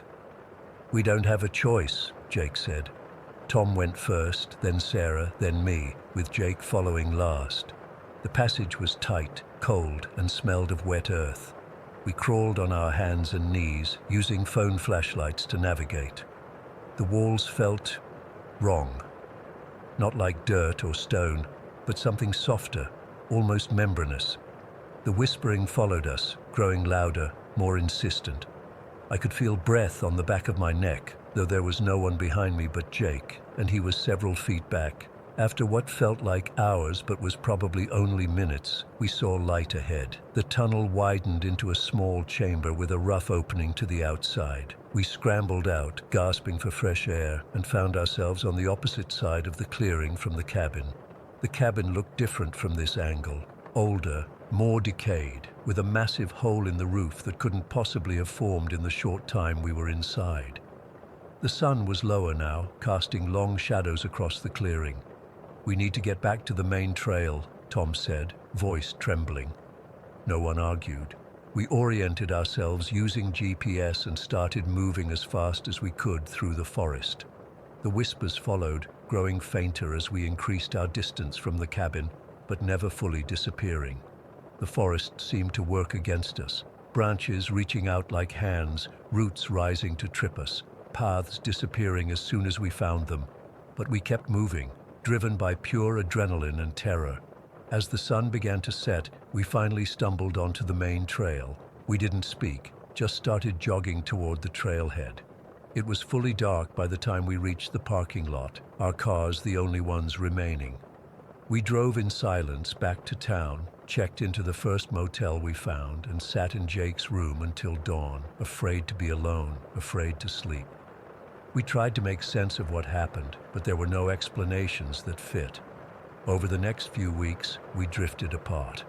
Sarah moved to Oregon without telling anyone. Tom stopped answering texts. Jake and I tried to maintain our friendship, but every conversation circled back to that day, until eventually we stopped trying. I looked up Devil's Hollow online afterward. The forum where Jake had found it was gone, not just the posts, but the entire website. Local rangers denied the existence of any unofficial trail in that area. Maps showed nothing but dense forest where the cabin should have been. But sometimes at night I still hear those whispers, and when I close my eyes, I see those photographs, especially the one I never mentioned to the others. The last photo I saw before dropping it, where 4 hikers with our exact faces stood in front of the cabin, eyes hollowed out, expressions frozen in eternal terror. I don't hike anymore, and I sure as hell never go near the Sierra Nevada mountains. Some places aren't meant to be explored, and some stories aren't meant to be told. But I had to get this off my chest, because I'm scared of what happens if I keep it inside much longer. The whispers are getting louder. Story 16. I've been driving trucks for nearly 15 years now. Long hauls, short hauls, coast to coast, you name it. I've driven it. The road becomes your second home in this line of work. You learn its rhythms, its dangers, its little secrets. But nothing, and I mean absolutely nothing, in those 15 years prepared me for what happened on Interstate 57 in southern Illinois 3 months ago. I still get cold sweats thinking about it. My hands are shaking even as I type this out. I've never told anyone the full story until now. Maybe writing it down will help me make sense of it, though I doubt anything could make sense of what happened that night. It was early October, and I was hauling a load of auto parts from Chicago down to Memphis. The weather forecast had mentioned some rain, but by the time I hit southern Illinois, it had turned into one of those torrential downpours that makes you question whether your wipers are even working. The kind where the rain hits your windshield so hard it sounds like someone's throwing gravel at your truck. I remember checking my watch. It was around 11:30 at night. Traffic had thinned out to almost nothing. Just me, my 18-wheeler, and miles of dark, wet highway stretching ahead. The rain was coming down in sheets, limiting visibility to maybe 50 feet in front of me. I'd slowed down to about 45 miles per hour, not wanting to risk hydroplaning with a full trailer. I passed mile marker 151 around midnight. I remember because I was calculating how much longer I'd be on the road, trying to decide if I should push through or find a rest stop to wait out the worst of the storm. About 10 minutes later, I saw another mile marker through the rain, mile marker 151. At first, I thought I'd misread the previous sign, easy enough mistake to make in that weather. I kept driving. The wipers were fighting a losing battle against the downpour, and I was leaning forward in my seat, straining to see the road ahead. Another 10 minutes passed. Another mile marker appeared in my headlights, 151. That's when I felt the first tingle of something being wrong. I'm not a nervous driver, you can't be in this job, but I double-checked my GPS. According to it, I was making normal progress south on I-57. I tried to brush it off, telling myself that maybe roadwork had messed with the mile markers, or perhaps I was more tired than I thought. It was around this time that I noticed headlights in my rearview mirror. They were pretty far back, but what caught my attention was their color, a weird greenish tint instead of the usual white or yellow. I didn't think much of it at first. Custom headlights aren't that uncommon, but after about 20 minutes of driving and passing mile marker 151 for what had to be the 4th or 5th time, I realized those same headlights were still behind me, still the exact same distance back. I sped up a little. They matched my speed perfectly. I slowed down. They slowed too, maintaining that precise distance. I'm not proud to admit it, but I started to freak out a bit. I grabbed my CB radio and tried to reach out to any other truckers in the area. Breaker, breaker, this is eastbound on I-57 around mile marker 151. Anybody copy? Nothing but static. Anybody on this channel? I'm seeing some weird stuff on I-57. Anyone else driving through this storm? The static seemed to get louder, almost organized into patterns that almost sounded like words, but not quite. I shut it off. By now I'd passed the same mile marker 7 times. 7 times. I checked my odometer. I'd driven about 40 miles since I first noticed the problem. That made no sense. The GPS still showed me making progress, but when I zoomed out on the map, I noticed something that made my blood run cold. According to the GPS, I wasn't driving in a straight line anymore. The blue line showing my route had formed a perfect circle. I pulled over to the shoulder, put on my hazards, and just sat there for a minute trying to calm down. The rain hammered against the cab. The headlights behind me pulled over too, staying the same distance back. Through the sheets of rain, I couldn't make out what kind of vehicle it was, just those eerie green lights floating in the darkness. I decided to call my dispatcher, but my phone showed no service, not even one bar. I tried the truck's satellite communication system, nothing but that same staticky, almost speech I'd heard on the CB. With no other options, I pulled back onto the highway. Maybe if I just kept driving, I'd break out of whatever this was. I pushed my speed up to 60, then 70. Dangerous in that weather, but I was desperate. The road stayed empty ahead of me. The headlights stayed fixed behind me. After about 5 minutes at this higher speed, a new sound started, a rhythmic clicking coming from somewhere in the engine compartment. Not loud, but persistent. Click, click, click, like a turn signal, but faster. I checked all my gauges, everything normal, no warning lights. But that clicking kept going, perfectly timed, never changing pace. I don't know exactly when I noticed it, but at some point, I realized the clicking matched my heartbeat exactly. When my heart raced, the clicking sped up. When I tried to calm myself and slow my breathing, the clicking slowed too. It was as if the truck was synced to my body somehow. Mile marker 151 appeared again. And again, and again. The greenish headlights remained fixed in my mirror. I decided I didn't want to see them anymore, so I adjusted my mirrors to point away. That's when I realized something that sent ice through my veins. The headlights weren't attached to any vehicle. They were just floating. 2 green orbs hanging in the air, following me. I almost ran off the road when I saw that. My hands were sweating so badly the steering wheel felt slick. The clicking from the engine compartment got faster, matching my now racing heart. That's when my headlights caught something standing in the middle of the road ahead. I slammed on the brakes, feeling the trailer wanting to jackknife behind me. The truck skidded on the wet asphalt, and I wrestled with the steering wheel, somehow managing to stop about 20 feet from the figure. It looked like a highway patrolman at first glance. Uniform, hat, standing with that authoritative posture they all have. But something was wrong, all wrong. His proportions were slightly off, arms too long, neck too thin, and his face, it's hard to describe, but it wasn't right. Like someone had studied human faces but never actually seen one. The features were all there, but arranged with subtle wrongness that made my skin crawl. He walked toward my truck with an odd, gliding motion. I locked my doors instinctively. He stopped at my driver's side window and gestured for me to roll it down, against every instinct screaming at me not to. I lowered it about an inch. "You need to turn around," he said. His voice sounded like multiple voices layered together, some high, some low, none of them matching the movement of his mouth. "This stretch isn't for you tonight. Turn around and don't look in your mirrors anymore." "What's happening?" I managed to ask, my voice shaking. "What is this place?" He tilted his head at an angle no human neck should be able to achieve. "Mile marker 87 is hungry tonight. The storm feeds it.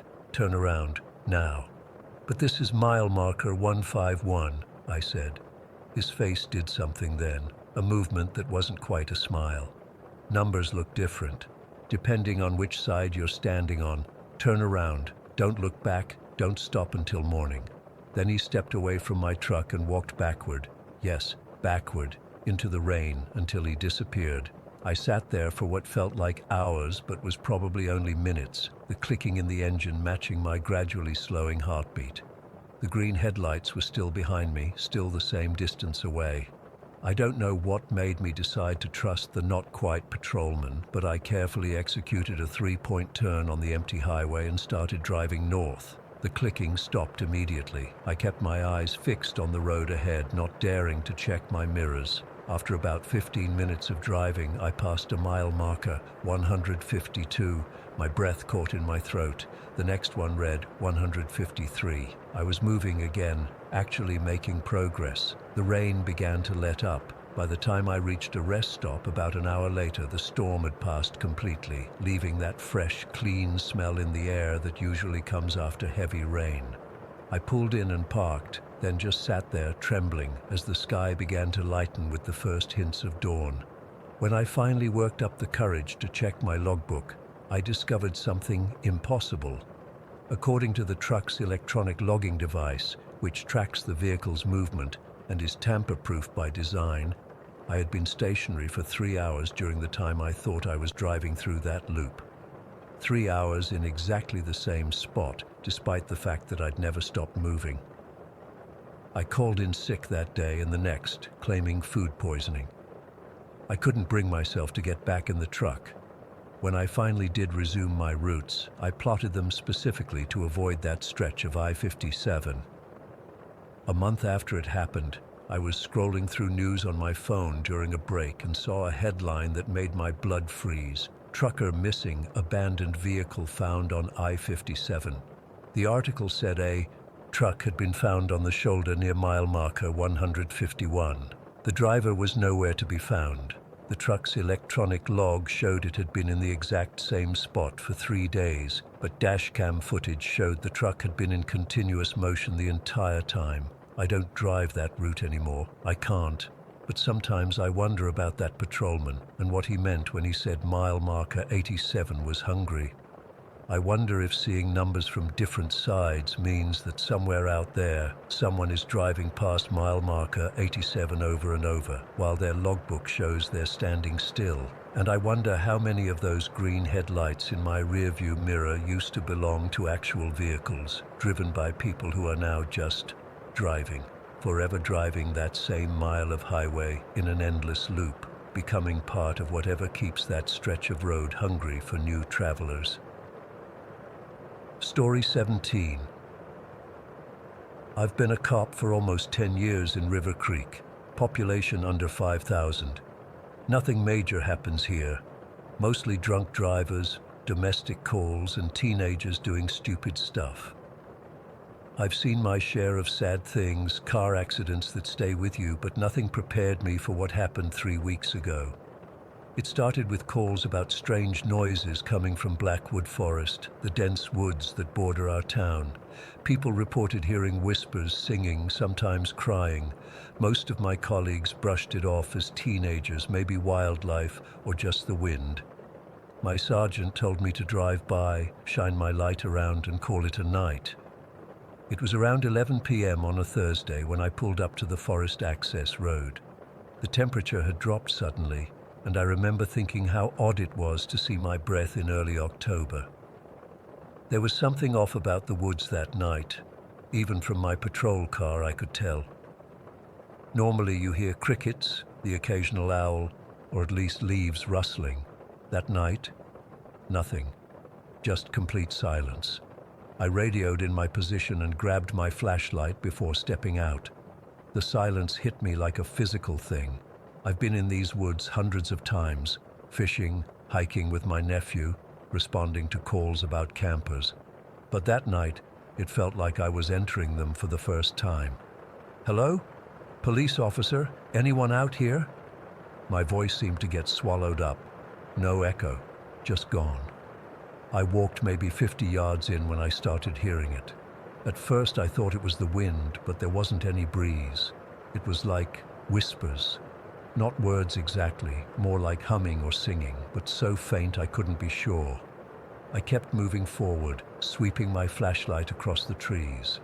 The deeper I went, the colder it got. My flashlight beam seemed weaker too, like the darkness was thicker somehow. I was about to turn back, call in that it was probably just the wind playing tricks, when I heard my name. Daniel. It was so clear, like someone had whispered directly into my ear. I spun around, heart racing, but saw nothing. I'm not ashamed to admit I was scared, but I told myself it was just my imagination. Maybe I'd heard a branch snap and my mind filled in the rest. Hello? This is Officer Hart. Is someone there? I called out, my hand instinctively moving to my holster. That's when I saw her. About 20 yards ahead, partially hidden behind a large oak tree, was a woman in what looked like a white dress or nightgown. My first thought was that she was a sleepwalker or maybe confused. "Ma'am, are you all right? Do you need help?" I approached slowly, not wanting to frighten her. She stepped slightly into the beam of my flashlight. She was pale with dark hair and looked terrified. Her eyes were wide, darting around like she was watching for something. "Please," she whispered, "they're coming for me. You have to help me." "Who's coming? Are you in danger?" I moved closer, but she stepped back. "They're already here. They're always here. Watching. Waiting." I heard a twig snap behind me and turned quickly, sweeping my light in that direction. Nothing. When I turned back, the woman was gone, completely vanished. There was no way she could have run off that quickly without making noise. "Ma'am, where did you go?" I called out louder this time. That's when the whispers started again, but different now. Multiple voices, overlapping, some sounding like they were right next to me, others distant, and they were all saying my name. "Daniel, Officer Hart, Daniel Hart." How did they know my full name? I hadn't told the woman.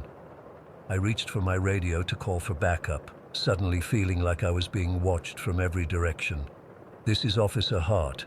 I'm going to need another unit at Blackwood Forest entrance. Possible distressed female in the woods and, suspicious activity."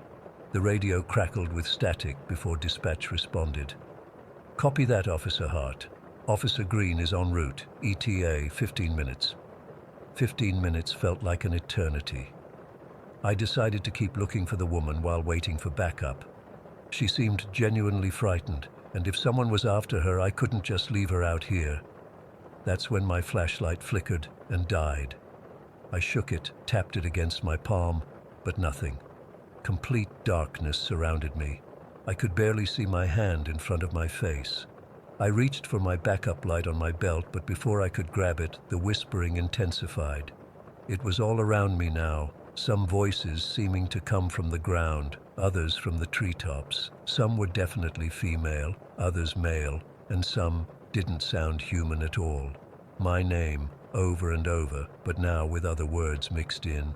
"Stay, help us, join, trapped, Daniel, forever." I finally got my backup light on, and what I saw made my blood run cold. The trees around me, every single one I could see, had symbols carved into them. Ancient-looking markings. Circles with strange patterns inside, triangles with eyes, things I can't even describe. They weren't fresh carvings either. The bark had grown around them. They'd been there for years, maybe decades. As I swept my light around, I noticed something else.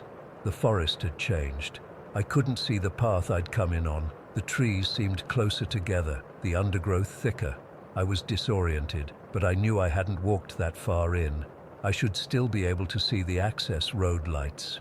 I tried to use the compass on my phone, but it was spinning wildly. No cell service either. The radio was still working though, so I called in again.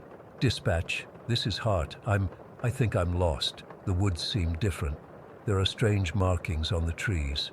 I saw a woman, but she disappeared. Something's not right here. Static then. "Officer Hart, you're breaking up. Can you repeat?" Before I could answer, I saw movement between the trees. Not the woman this time. These were shapes. Dark figures moving between the trees, staying just at the edge of my light. I couldn't make out details, just that they were roughly human-sized, but moved wrong. Too fluid, too quick. "Dispatch, there's someone out here. Multiple individuals." My voice was shaking now. I started backing up, trying to find my way out, when my light caught a face, or what should have been a face. It was like a shadow had taken human form with nothing but darker spots where eyes should be. It was there for just a second before slipping behind a tree, but I'll never forget it. I ran. I'm not proud of it, but I ran. Blind panic took over as I heard them moving behind me, the whispers growing louder. I stumbled over roots, branches whipped at my face, but I kept going. The entire time I felt like hands were just inches from grabbing my jacket. I don't know how long I ran or in what direction. My lungs were burning, sweat soaking my uniform despite the cold. Then suddenly the trees thinned and I burst out into a clearing. My partner, Officer Green, was just getting out of his car at the access road. "Hart? Jesus, you look like you've seen a ghost. What happened to your face?" I reached up and felt blood from where branches had cut me. I was gasping for air, unable to speak right away. "There's someone after a woman in there," I finally managed. "Multiple suspects. We need to get more units out here." Green looked concerned, but also confused. I just drove the perimeter with my spotlight before pulling in. Didn't see anyone come out, and there are no other vehicles around. We called in additional units anyway. 4 officers searched the woods for hours with powerful lights and K9 units. They found nothing. No woman, no strange markings on trees, no shadowy figures. The path I'd taken was clear and straight. I'd never been more than 100 yards from the access road, they said. The dogs showed no interest or alarm anywhere in the search area. Back at the station, my sergeant suggested I take a couple days off, said I was probably suffering from exhaustion, maybe had some kind of episode. The cuts on my face were real enough, but they figured I'd just panicked and run through some brambles in the dark. I tried to put it behind me. Told myself maybe they were right. Maybe I had been working too hard and imagined it all. But deep down, I knew what I'd seen, what I'd heard. A week passed and I was back on duty, trying to act normal. Then I saw a missing person report cross my desk. A woman named Marie Liston, age 34, last seen walking near Blackwood Forest. The photo showed a pale woman with dark hair. I knew it was her, the woman in the woods.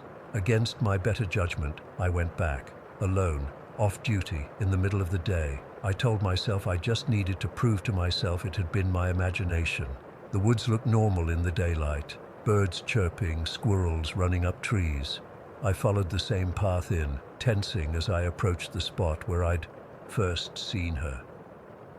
And there she was, standing in the exact same place, wearing the same white dress, but somehow looking more solid in the daylight, less ghostly. "You came back," she said softly. "I wasn't sure you would." "Who are you? Are you Marie Liston?" I asked, staying where I was. She nodded. "I've been trapped here. They won't let me leave." "Who won't?" "The shadows. They've been here for centuries. They need people to stay with them. They're lonely and hungry." As she spoke, I noticed the woods had gone silent again. The temperature seemed to drop several degrees. "They're coming," she whispered. "You need to help me. There's a box. They keep part of me in it. That's how they control who stays and who goes." She pointed to a small clearing I hadn't noticed before. In the center was what looked like a crude altar made of stacked stones. On top sat a small wooden box, black with age. "Bury it in hallowed ground, please. It's the only way to free me." The shadows were gathering between the trees again, even in daylight. Darker patches of nothing that moved with purpose. The whispers started, angry now. I ran to the altar, grabbed the box, and sprinted back toward the access road. The entire time, I felt the cold at my back, heard the whispers growing to screams of rage. Branches seemed to reach for me, roots rose to trip me, but I kept going. I made it to my car, threw the box on the passenger seat, and drove straight to St. Michael's Cemetery on the other side of town. I don't know why I believed her, but I did. I took a shovel from my trunk and dug a small hole at the base of an old oak tree inside the cemetery grounds. The box felt ice cold in my hands as I placed it in the hole and covered it with dirt. As soon as the last handful of soil covered the box, I felt something change, like a weight had lifted from the air itself. I sat there beside the fresh dirt, breathing hard, wondering if I'd lost my mind. I never saw Marie Liston again. Her missing person case remains open. I drove past her listed address once.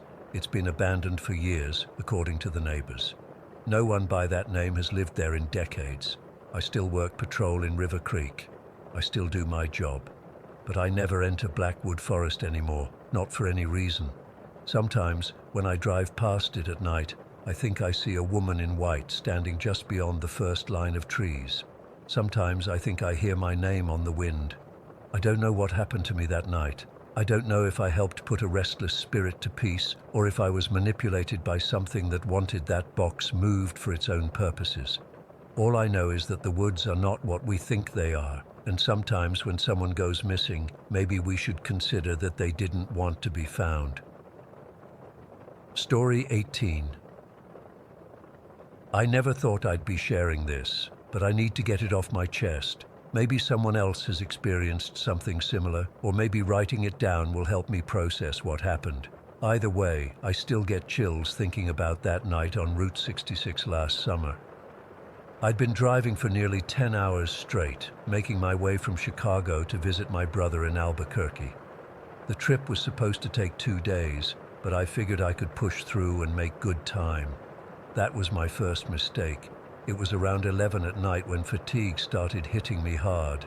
My eyes were getting heavy, and the white lines on the road began to blur together. I knew I needed to stop, stretch my legs, maybe grab some coffee. When I saw the sign for Pine Grove Rest Stop, I felt relieved. Just a quick break, that's all I needed.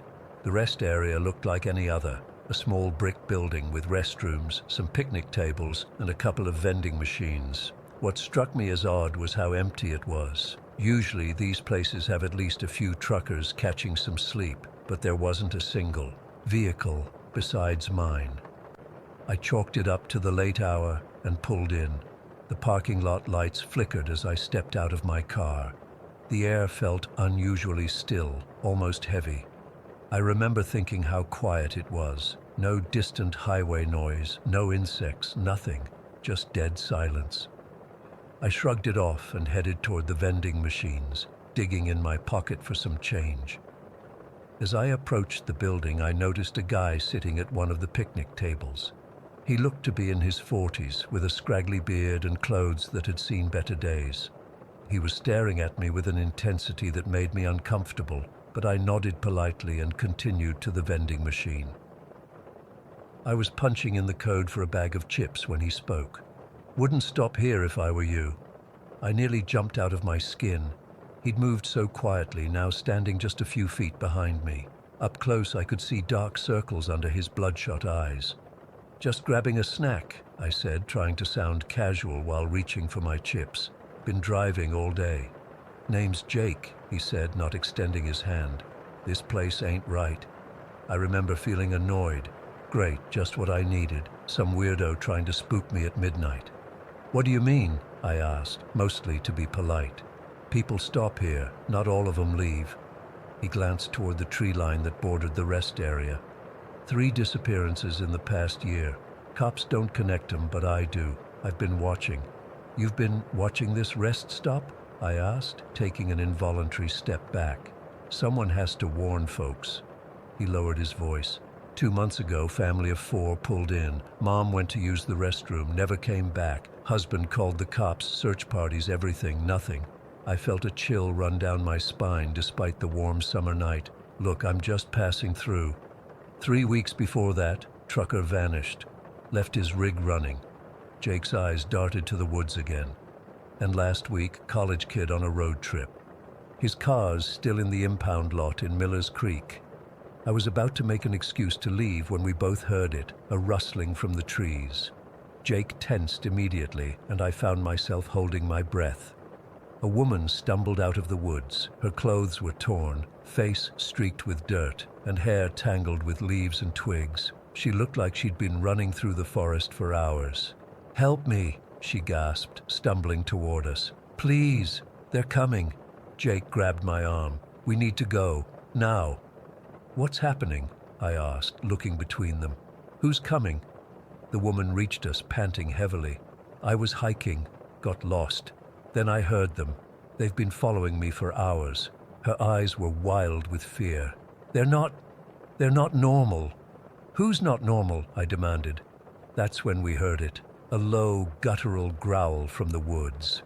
It wasn't a sound any animal should make. It was too deep, too wrong. The woman whimpered and grabbed my arm. Please, she begged. We need to leave. Another growl, closer this time. The rest's stoplights flickered again, and for a split second, I swear I saw something move between the trees, something tall and misshapen. I didn't wait to see more. My car's right there, I said, pointing. Let's go. We ran to my sedan. I fumbled with the keys, nearly dropping them as another growl, even closer, sent adrenaline surging through my body. The woman kept looking over her shoulder, tears streaming down her face. I finally got the door unlocked. Get in. They didn't need to be told twice. Jake took the passenger seat while the woman climbed in back. I started the engine and threw the car into reverse, tires squealing as I backed out of the parking spot. As I shifted into drive, my headlights swept across the tree line, and I swear to God, I saw them. 3 or 4 dark figures, hunched and wrong-looking, just at the edge of the forest. They weren't quite human in their proportions. Their limbs seemed too long, their posture unnatural. I floored it. The car shot forward onto the on-ramp, and within seconds we were back on Route 66, pushing 90 miles per hour. What the hell was that? I demanded, gripping the steering wheel so tight my knuckles turned white. The woman was sobbing in the back seat. I don't know. I was on a trail about 2 miles from the highway when I heard something following me. I thought it was a bear at first, but she shuddered. It started mimicking voices, human voices, calling my name. How did it know your name? I asked, checking the rearview mirror obsessively. I don't know, she cried. But it wasn't just one voice. It was many, all talking at once, sometimes overlapping. Jake had been quiet, staring out the window. Told you that place ain't right, he muttered. Been that way for years. I was about to ask him how he knew so much when the radio suddenly turned on by itself. Static filled the car, loud and jarring. I reached to turn it off, but before I could, the static cleared for a moment, and we heard voices, desperate, pleading voices. Help us. Don't leave. Come back. Please. The woman screamed. I punched the power button, but the radio stayed on, the voices growing more desperate, more numerous. It sounded like dozens of people calling out at once. Turn it off, the woman yelled. I'm trying. I hit the button again and again, but nothing happened. I finally reached down and yanked the fuse box open, feeling blindly until I found what I hoped was the radio fuse and pulled it out. The voices cut off mid-plea, leaving us in terrified silence. What the actual fuck? I whispered, my heart pounding so hard I could feel it in my throat. It's them, Jake said quietly. The ones who disappeared. They're still there, somehow. We drove in silence for the next 20 minutes, all of us too scared to speak. The woman, she eventually told us her name was Diana, had stopped crying and was now staring blankly out the window. Jake kept checking the side mirror. You think they're following us? I asked. He shook his head. They don't leave that area. That's their territory, I guess. How do you know all this? Diana asked from the back seat. Jake was quiet for a long moment. My sister disappeared there 2 years ago. I've been trying to figure out what happened ever since. Is that why you were at the rest stop? I asked. He nodded. I go there a couple times a week, try to warn people. Has anyone else seen these things? I asked. Few people. Most think I'm crazy. He gave a bitter laugh. Cops sure do. The lights of Miller's Creek appeared ahead, and I felt some of the tension leave my body. We pulled into a 24-hour diner, its fluorescent lights and normalcy a stark contrast to what we'd just experienced. We sat in a booth, hands wrapped around coffee mugs, trying to make sense of what happened. Diana called her boyfriend to come pick her up. Jake just stared out the window. What are they? I finally asked. Jake shrugged. Don't know. Don't want to know. All I know is they take people, and sometimes you can still hear the people they've taken. I shivered, remembering the voices on the radio. Why doesn't anyone do anything about it? Like what? Tell the police that monsters are kidnapping people at a rest stop. He shook his head. I tried. They did a cursory search, found nothing, and suggested I see a therapist. Diana's boyfriend arrived about an hour later. She hugged us both before leaving, making us promise to be careful. I offered Jake a ride, but he declined. Got my truck parked nearby, he said. I'll be fine. Before he left, he wrote something on a napkin and handed it to me. It was an email address. If you ever want to talk about it, he said. Or if you remember anything else. I nodded, tucking the napkin into my pocket. I ended up getting a motel room that night. Couldn't face driving anymore, especially not past that rest stop. In the morning, everything seemed less terrifying in the daylight, but I still took a different route to Albuquerque. It's been 4 months since that night. I've emailed Jake a few times. He's still investigating, still warning people. Diana and I texted for a while, but eventually stopped. I think we both wanted to forget. But I can't forget those voices on the radio, or the figures I saw at the edge of the woods. Sometimes I wake up in the middle of the night, certain I can hear static and distant voices calling for help. I've looked up the history of Pine Grove rest stop since then. There have been disappearances over the years, more than there should be for a simple highway rest area. Most are written off as runaways or people who wandered into the woods and got lost. I know better now. I don't know what those things in the woods are. I don't know what happens to the people they take. But I know I'll never stop at a remote rest area at night again. And I'll never drive that stretch of Route 66 again, no matter how tired I am. Some places aren't meant for stopping. Some roads should remain untraveled, and some questions are better left unanswered. But sometimes, late at night, I still wonder about those voices on the radio. Are they still there, trapped somehow? And is anyone else hearing their calls for help?